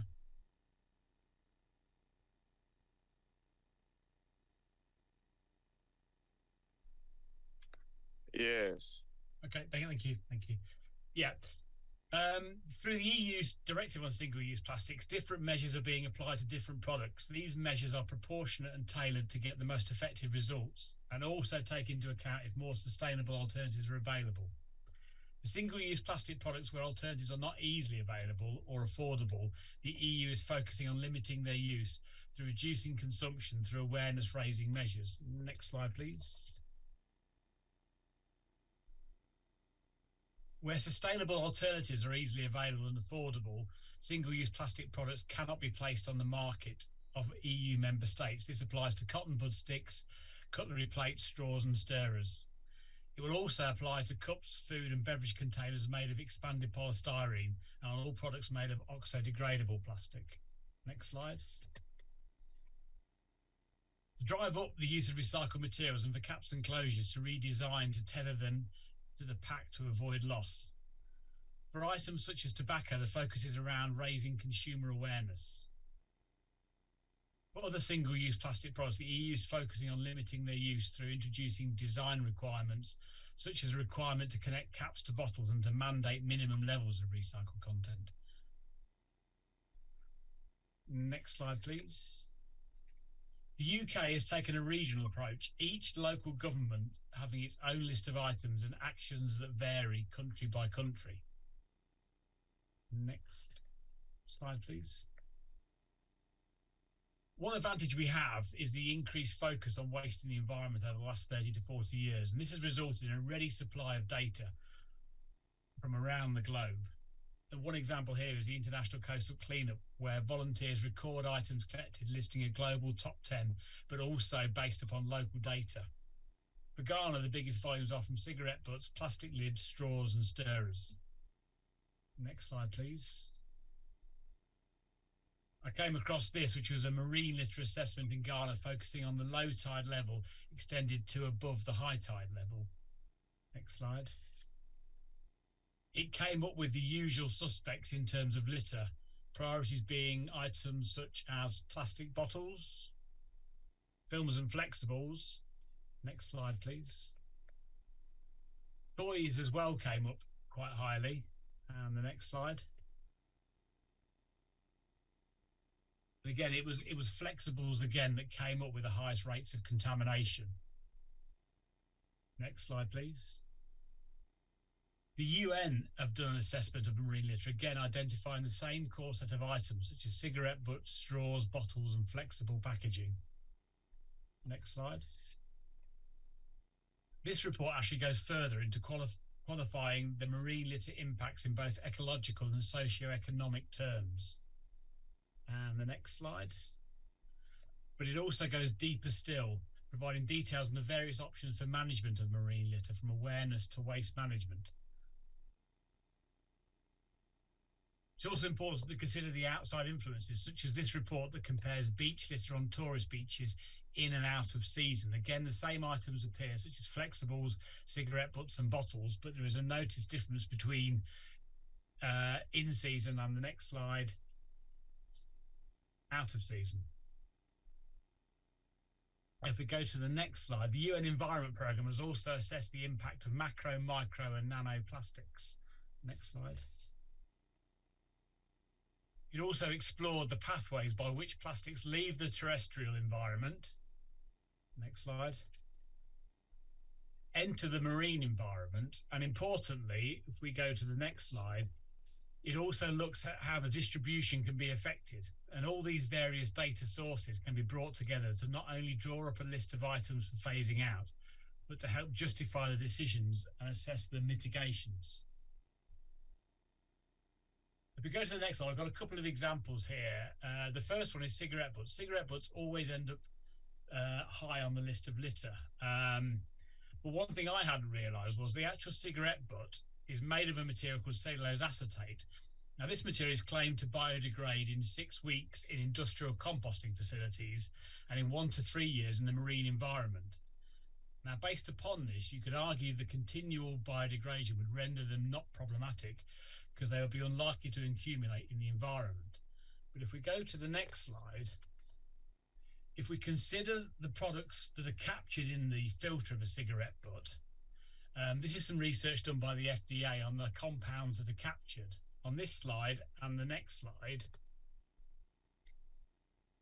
it shows a list of all the compounds that are captured. And you potentially have a range of materials, including lead, mercury, arsenic, benzene. All these give an environmental risk of toxic pollution. So an item like a cigarette butt, therefore, is difficult to replace because the combustion products will always be there. So the focus should then be on increased capture, trying to keep these chemicals and compounds out of the environment. Go to the next slide. Another good example here is fruit and vegetable stickers. And again, ones like items such as sachets, these can be multi-layered, they can be difficult to recycle, they can be highly contaminated, but they do offer a method of supplying items in small, low-cost units and also increased storage that can be better for lower-income households. But there are solutions that are coming onto the market, such as these biodegradable and compostable things, which is a seaweed-based product that breaks down easily in the natural environment. Go to the next slide. Again, thinking about things like bottles. Do we want to have a full bottle sleeve on there that can confuse sorting systems, or do we move to a smaller partial sleeve and consider things like attaching the bottle, the cap to the bottle to ensure that everything is captured? We go to the next slide. And again, looking at colour. Non-detectable colours can cause problems through sorting plants and trying to generate food-grade materials, but also the use of colour devalues material. It's more difficult to get a secondary life for it. So if we can take colour out of materials, it gives a higher value product for capture. And because it's a higher value product for capture, it increases the likelihood of capture. And also we can start to get people to think about using these coloured materials back into packaging without additional colour, and to celebrate the range of colours that you get, such as those trays on the right-hand side there.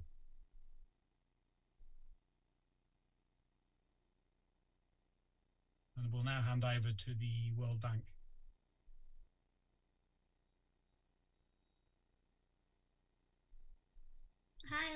Can you hear and see me?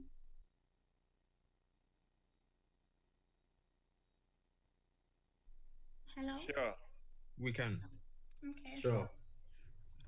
Hi, so my name is Ujudim, and I'm an economist at the bank. So I was part of the 3P team. So Milagros, who made the first presentation on the plastic substitution trade-off estimator, already introduced what 3P work.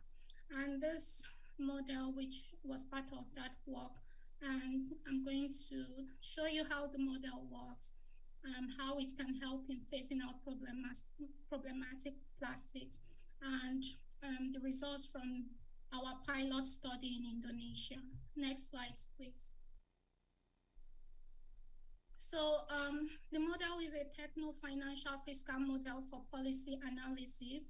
And what it does is that it quantifies the impacts of policy instruments on economic actors across the plastic value chain. So think about firms such as converters, manufacturers, waste pickers, and households and the government.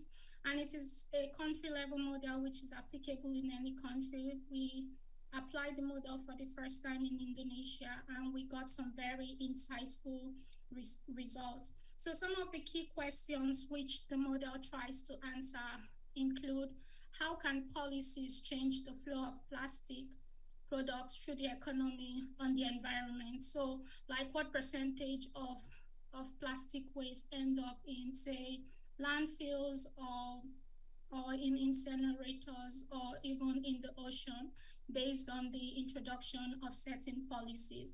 Also, it looks at the financial, fiscal, and employment impact on firms, on households, and government.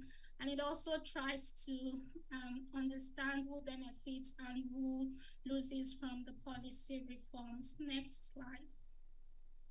So how can countries use the PPS model? So we think of the PPS model as a policy dialogue tool, so more about the process rather than the results. So it is used to navigate public consultation about complex reforms with uncertain winners and losers. So different stakeholders can come to the table, propose different policies, and then see how those policies will impact them, and also maybe make compromises. And this is done to simulate expected impacts before the actual implementation of policies, to reduce the risk of costly mistakes, and also to identify potential synergies and conflicting incentives between different policy instruments. Next slide. So now I'm going to tell you just to give you like a brief overview of what the model is about and how it works.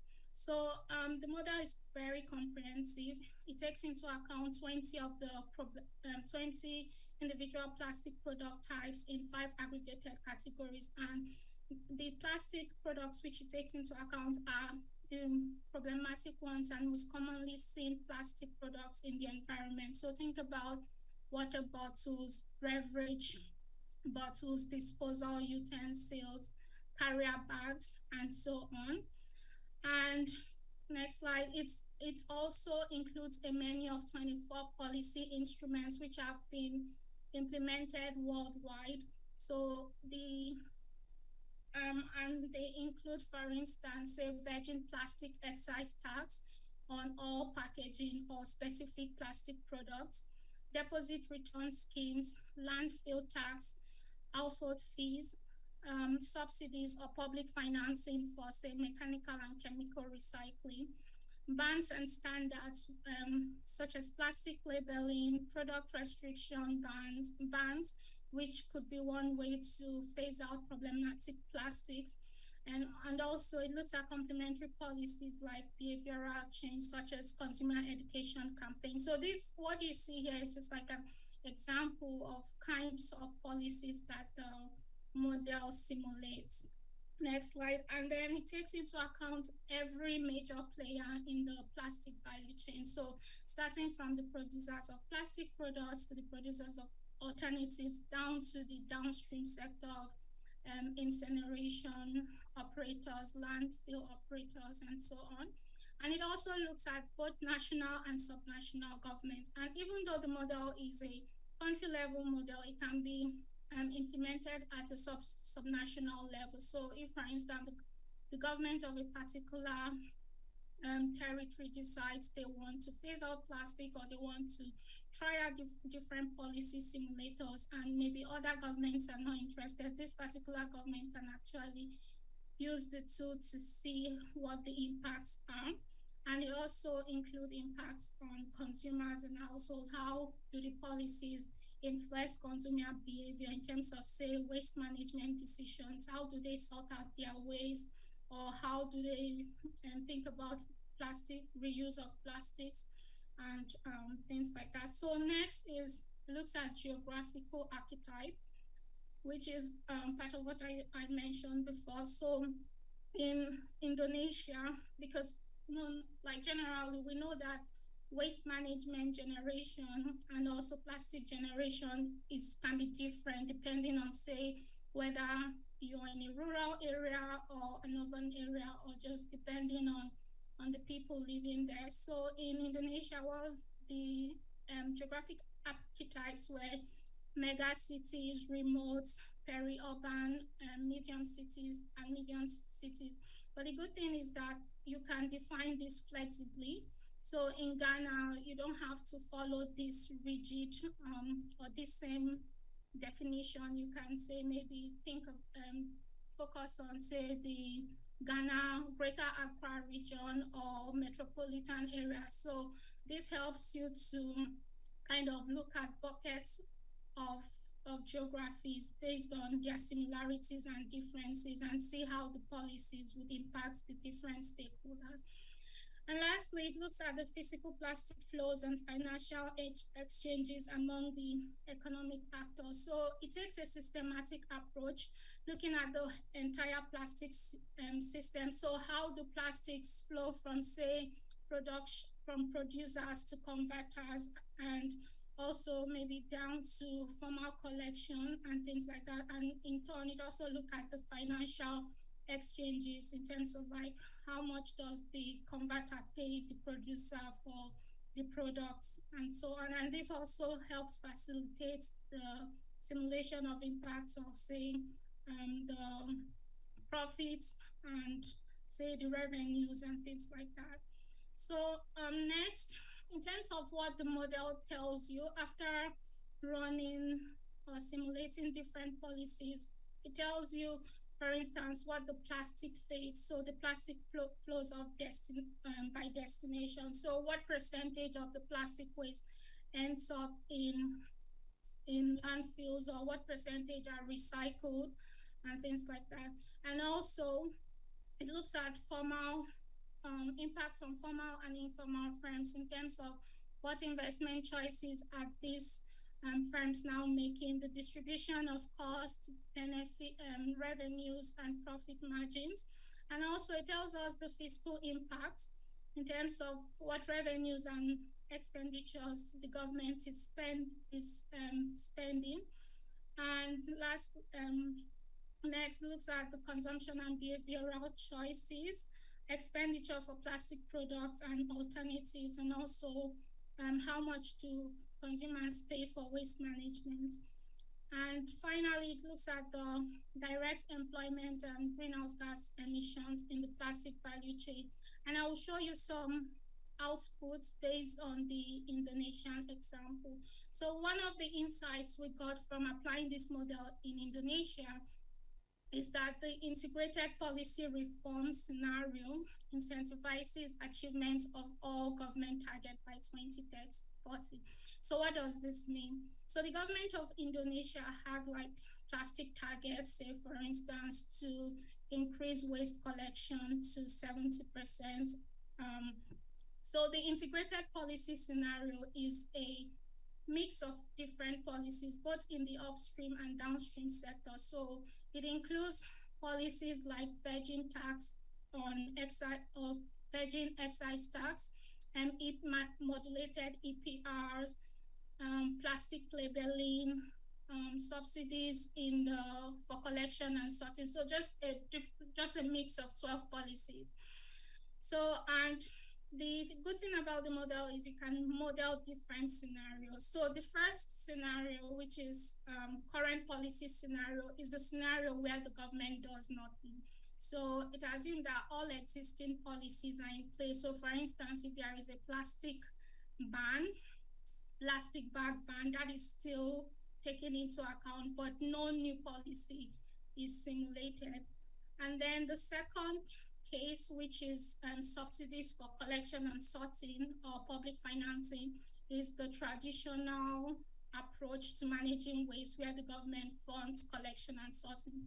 While the last one is the integrated policy reform scenario, which I just explained, that is a mix of policies both upstream and downstream. So, and what we see is that in the case where the government does nothing, that's the current policy scenario, mismanaged waste is about 68%. So waste that end up in, say, dump sites, open burning in the ocean, and terrestrial pollution. But if the government decides to implement a mix of complementary policies, the mismanaged waste decreases by about 50%, down to 18%.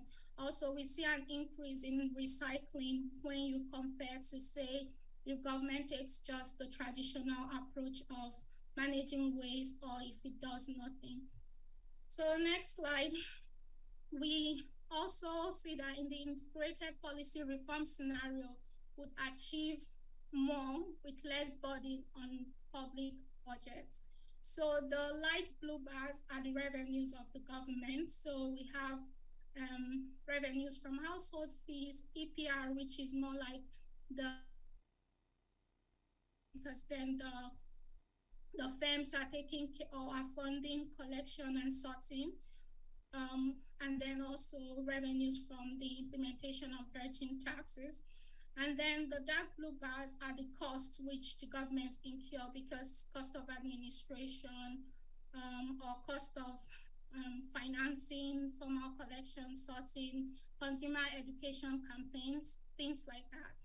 So when you take the net of the revenue and the cost in the integrated policy scenario, we see that the net fiscal burden is still lower than in the case where the government does nothing. That's the green bar. So the government saves about $400 million just from implementing complementary policies rather than not doing anything. Next slide. So as I mentioned before, we get to see how the profits of different firms are affected. So, and what we saw in Indonesia is that the integrated policy reform scenario, which will shift profits in the plastic value chain from linear and polluting to circular and sustainable firms. So the light blue bars are the current policy scenario, so case where government does nothing, and the green bars is the case where the government implements the mix of policies. And we see that for plastic producers and converters, the profit margin remain the same in both cases. But then when we go to other players in the other stakeholders in the value chain, such as recyclers, formal waste collector, we see an increase in their profit margin due to these new policies that the government has implemented upstream. And finally, we see in the next slide, we also have results for how carbon emissions changes and also jobs in the plastic value chain. And what we see is that for the current policy scenario, the generation of greenhouse gas emission increases over time, mainly due to emissions from plastic generation and also the activities in the value chain as a whole.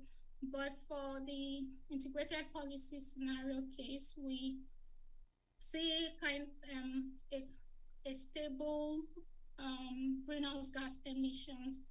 So Yeah, and then lastly, in terms of direct jobs, what we see is that for both the current policy scenario case and also the integrated policy scenario, we see an increase in jobs. And this is because like over time population increases, so more waste generation. And so this leads to a total of increase in the need for jobs to collect this waste. But we also notice that the jobs in the current policy scenario are more compared to integrated policy reform scenario. But what we need to keep in mind is that in the integrated policy reform scenario, although there are relatively fewer jobs, the jobs are more high quality compared to in the current policy scenario, because now with all the new policies, you have jobs in the knowledge design phase, innovation, and things like that. So this is like the main results which we got from Indonesia. And now we are planning to implement the model in Ghana. And we are looking forward to the results we would get. Thank you for your attention. Thank you very much, Uju, for the presentation. And to Jonathan, we will be wrapping up shortly, but I just want to check, are there any questions online or any questions in person before we wrap up? Emmanuel, right? Okay.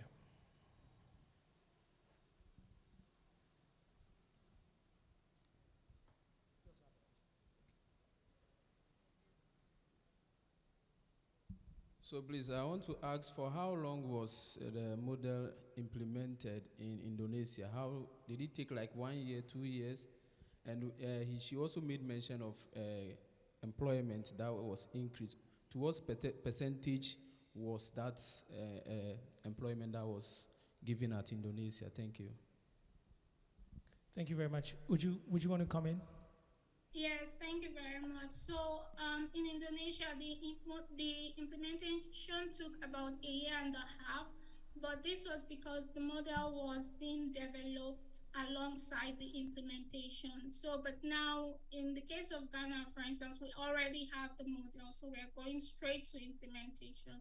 So we envisage it to take less time, but again, Ghana is like the first country we are implementing after Indonesia, so we would kind of see how that goes, but typically less than a year and a half. And we already started the work, so currently trying to find consultants. We've been engaging a lot with the NPAP Secretariat, so that is going well so far. And I think the good thing about Ghana being a good country for us to start is that the plastic industry in Ghana is very well developed. So like this, a lot of stakeholders are participating in discussions, which is going to be helpful for us, because in order to implement the model, we need a lot of stakeholder engagements to estimate data, validate results, and things like that. So it's not like we are going to start from afresh to build this network of people. So we already have that. So that's a plus for us. So then in terms of your second question about jobs, I don't have the numbers on my head, but is in the published report, and I can share with you so you can take a look. But yeah.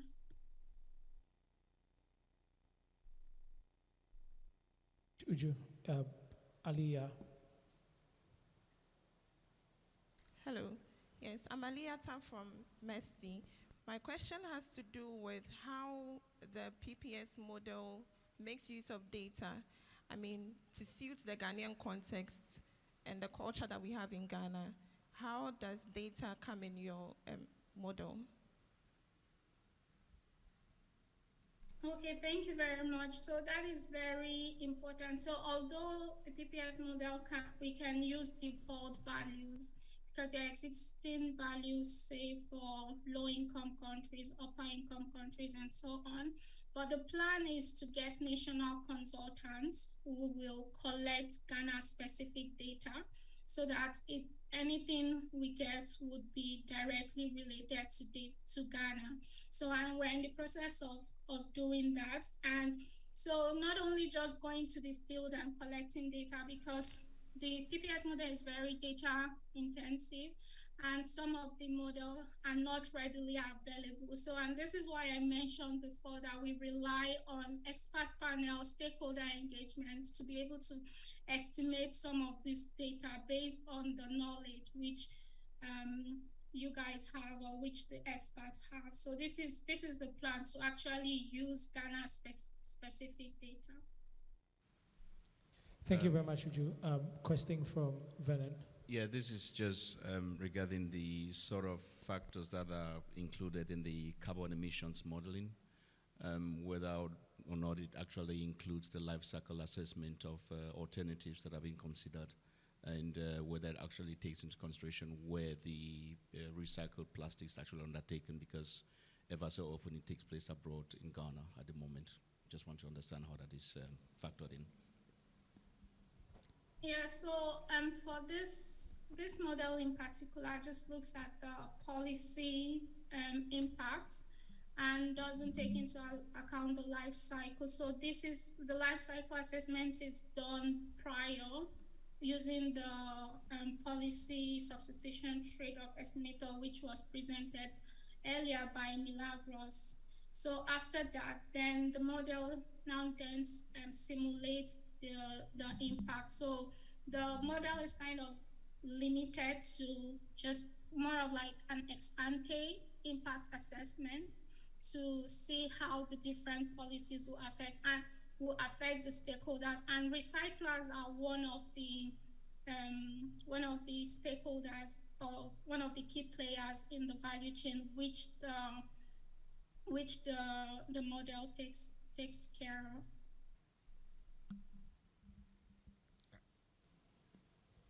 Prof. Thank you very much. I just want to know the kind of population which is going to be considered in this study, because if you take the population in Accra area, it's different from that in Kumasi, it's different from that in the northern part of Ghana. So what kind of population is going to be utilized? Are they going to integrate all these types of population? Thank you. Thank you very much. So that's a very good question and an important one. And this goes back to the geographical archetype which I made mention of. So the BPS is a bottom-up model. So talking about the different kinds of population which you mentioned, so we could, based on what you guys think is the most appropriate, we could focus on, say, Accra, focus on Kumasi, focus on the north. Then at the end, we aggregate it, then that would be like a national also, but we could get insights for the different population types. So that's why, because we understand that waste generation in these different population types can be different, even also their plastic consumption patterns. So yes, we could segment the population based on similarities and differences to get insights. Vernon, Prof, does that provide answer to the question? Okay, great. Thank you so much for the presentation. I would like to ask, when you were starting this research in Indonesia, did you come across any existing models different from what you were going to research on? How did you, if there were any, how did you work with those that were there already? How did you, there's a word, please help me. Well, what would that word be? But I think I get your point. How did you integrate what was there already with what you were going to introduce to collect the data? I'm of the view that, you see, public officials are doing their best, but every now and then we introduce something new.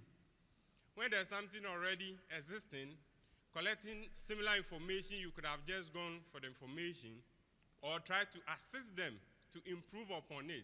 You go and introduce something new, and they will take time to get acquainted with it, to now give you proper data. If you rush them, all the data that they give to you that you have presented here may be erroneous.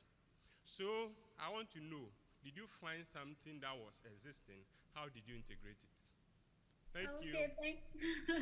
Thank you very much. Yes, actually the PPS is built on an existing model. So the GPAP is built on the GPAP National Assessment Methodology tool, and it was also built by alongside with the World Bank by the firm that built the previous model. So this model, the existing model was already there, but it didn't take into account the different plastic policies or simulate impacts. And this is the add-on which the PPS brings to the table.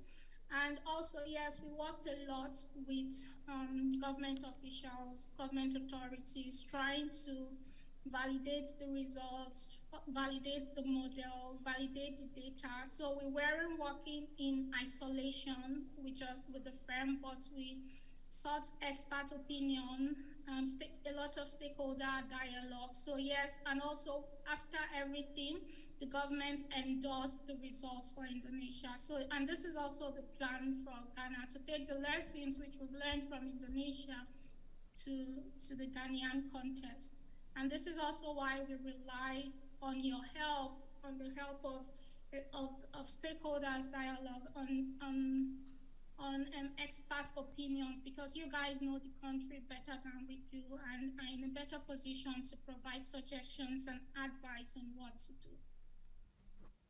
Richmond. Well, thank you very much for your presentation. Part of my question has been taken off already, but I still have one last one. So my interest is how you are going to leverage existing data sets. How do you want to improve in the collection of these data sets, especially when there are stakeholders in this room that I know of, including my organization, Plastic Punch, who collect data sets on some of these factors. So one is just to make sure we don't reinvent. How are we going to work with existing data? And the second question, we also know that collecting data comes with costs. Is the project making available funding to collect more data, or the project is going to rely on the benevolence of partners to provide free data to them? Thirdly, I'm happy to know what the limitations from your experience were in the last project in Indonesia. Thank you very much. Okay, yeah, thank you very much. Yes, we're going to leverage existing data. So the starting point after we onboard the consultants, the starting point for them would be to take stock of the available data in the country or in the literature. And yes, I know Plastic Punch is doing a lot in data collection of, say, most problematic plastics along coastal areas and those. So yes, we're going to leverage existing data. And yes, there is funding for additional data collection because, like I mentioned before, the PPS is a data-intensive process, and we know that definitely not all the data which we need to run the PPS model is in existence, and also not even all of them that we can collect. Some of them would need to be estimated. Assumptions would need to be made. And this is also why I think at this point I sound like a broken record. We rely on stakeholder dialogue, which we would be happy for firms like Plastic Punch to participate in, based on their experience in data collection. So yes, we will rely on partners on ground. We can't do it without you. So yeah, so this is the approach we are planning to take. I don't know if I answered all your questions or if I'm missing anyone. Okay, sure. So, Uju, there was another question on what were the limitations that were faced during the work in Indonesia? Okay, yes, that's true. So, the limitations, I think, was mainly on, in the beginning, finding the right stakeholder or building that momentum of people who we could always go back to.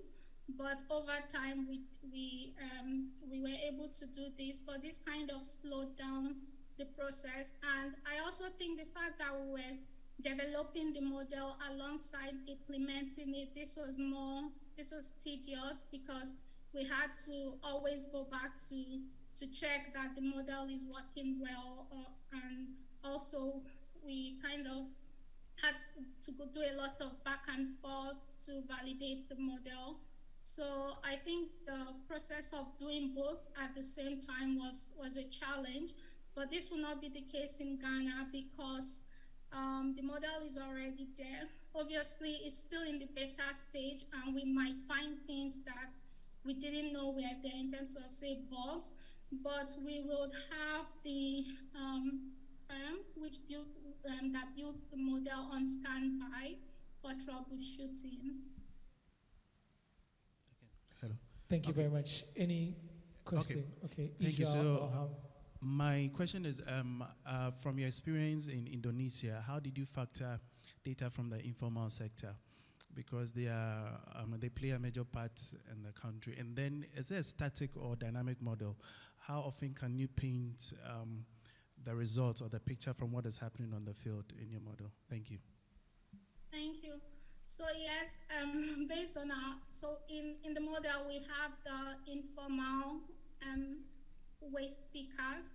So I wasn't part of the people that collected data, so I cannot tell you how the data for informal sector was collected. But based on our conversations with different stakeholders in Ghana, we noticed that the informal sector in Ghana is huge, not just waste pickers. So we have informal sector in even production and conversion and things like that. So this is something we have to think about how to bring into the model, because right now the informal sector in the model is focused on waste pickers. But yes, we are aware of that and it's something we are thinking about.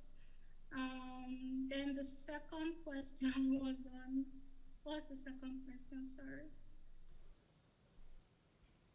Can you help Ija with a microphone for Yes, the second question? yes. I wanted to know whether it's a static or dynamic model. How frequently we can paint results or pictures? Yeah. Yeah, sorry, it's a static model. So, but it's also make projections. So it starts with the current policies on ground. So more like what's the baseline, what's the status quo. Then it projects into the future what the impact of those policies would be like if the government implements them. Thank you very much, Uju. Last question.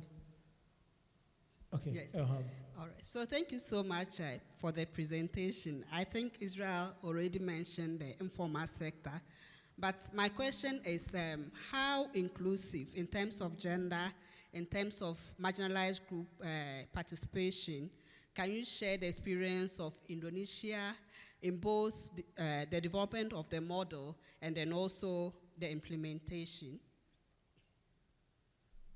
Yeah, thank you very much for that question. So I think this is one of the limitations of the model, that it doesn't differentiate between different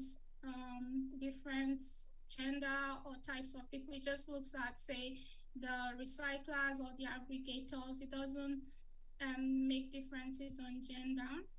So this is one of the limitations. And why it was done like this is because the model is already very complex, and we didn't want to we didn't want to make it more complex. But then that's why it looks at jobs. But again, the jobs are not disaggregated by gender. And also talking about the marginalization, that's why we took into account informal waste pickers because we know that they are very key in the downstream part of the sector. But yes, this is something we need to think about and also expand on, or maybe build on in the next version of the model. Thank you very much, Uju, for that. I think that exhausts the questions.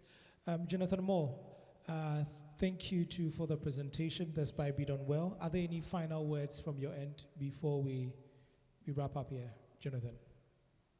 Thanks, Kwame, and thank you all for attending today. I think one of the key questions that comes out of this is how do we measure success? And I think we can do that on a number of levels. The first and the most important one is starting the conversation. So by getting everyone together today, we're really starting to build some momentum.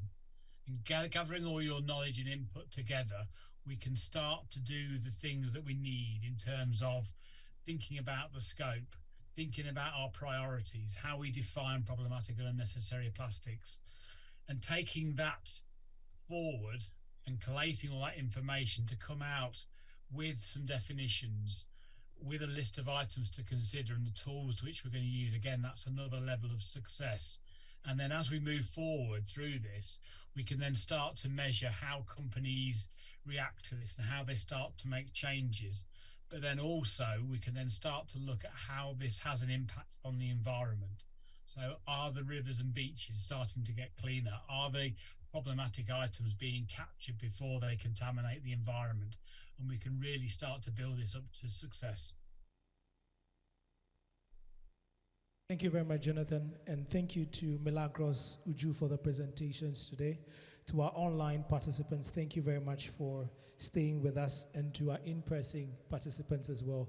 Thank you for your active engagement and discussions. So as next steps, we will convene the phasing out sprint group under the policy task force and invite some other stakeholders around here to have a further discussion where we look at some of the outputs that came out of today's meeting and see how we can pick that up as a next step with direction and also leadership and guidance from the Ministry of Environment, Science, Technology, and Innovation. So we have lunch ready. I think everybody should have your chits ready for lunch. So we'll go to the foyer and then you can take your lunch. And then before we proceed to have lunch, I think we would all come here, just take a quick picture, and then we'll go out and then have our lunch. I want to say thank you all so much for making time. Thank you for your flexibility. And we look forward to calling you again for further discussions on this subject. And we'll be sharing the outputs, the presentations and the slides, the presentations and the consolidated feedback that we got with you after the meeting in the coming days. So thank you all so much for your time. And let's come here for a quick picture and go for lunch. Thank you and have a nice rest of the day. To our online guests as well, thank you so much and have a nice rest of the day. Unfortunately, you can't join us for lunch, but we'll send yours over to you. Thanks. So let's come here for a picture and then we can go for lunch. Thank you. Thank you all. Bye.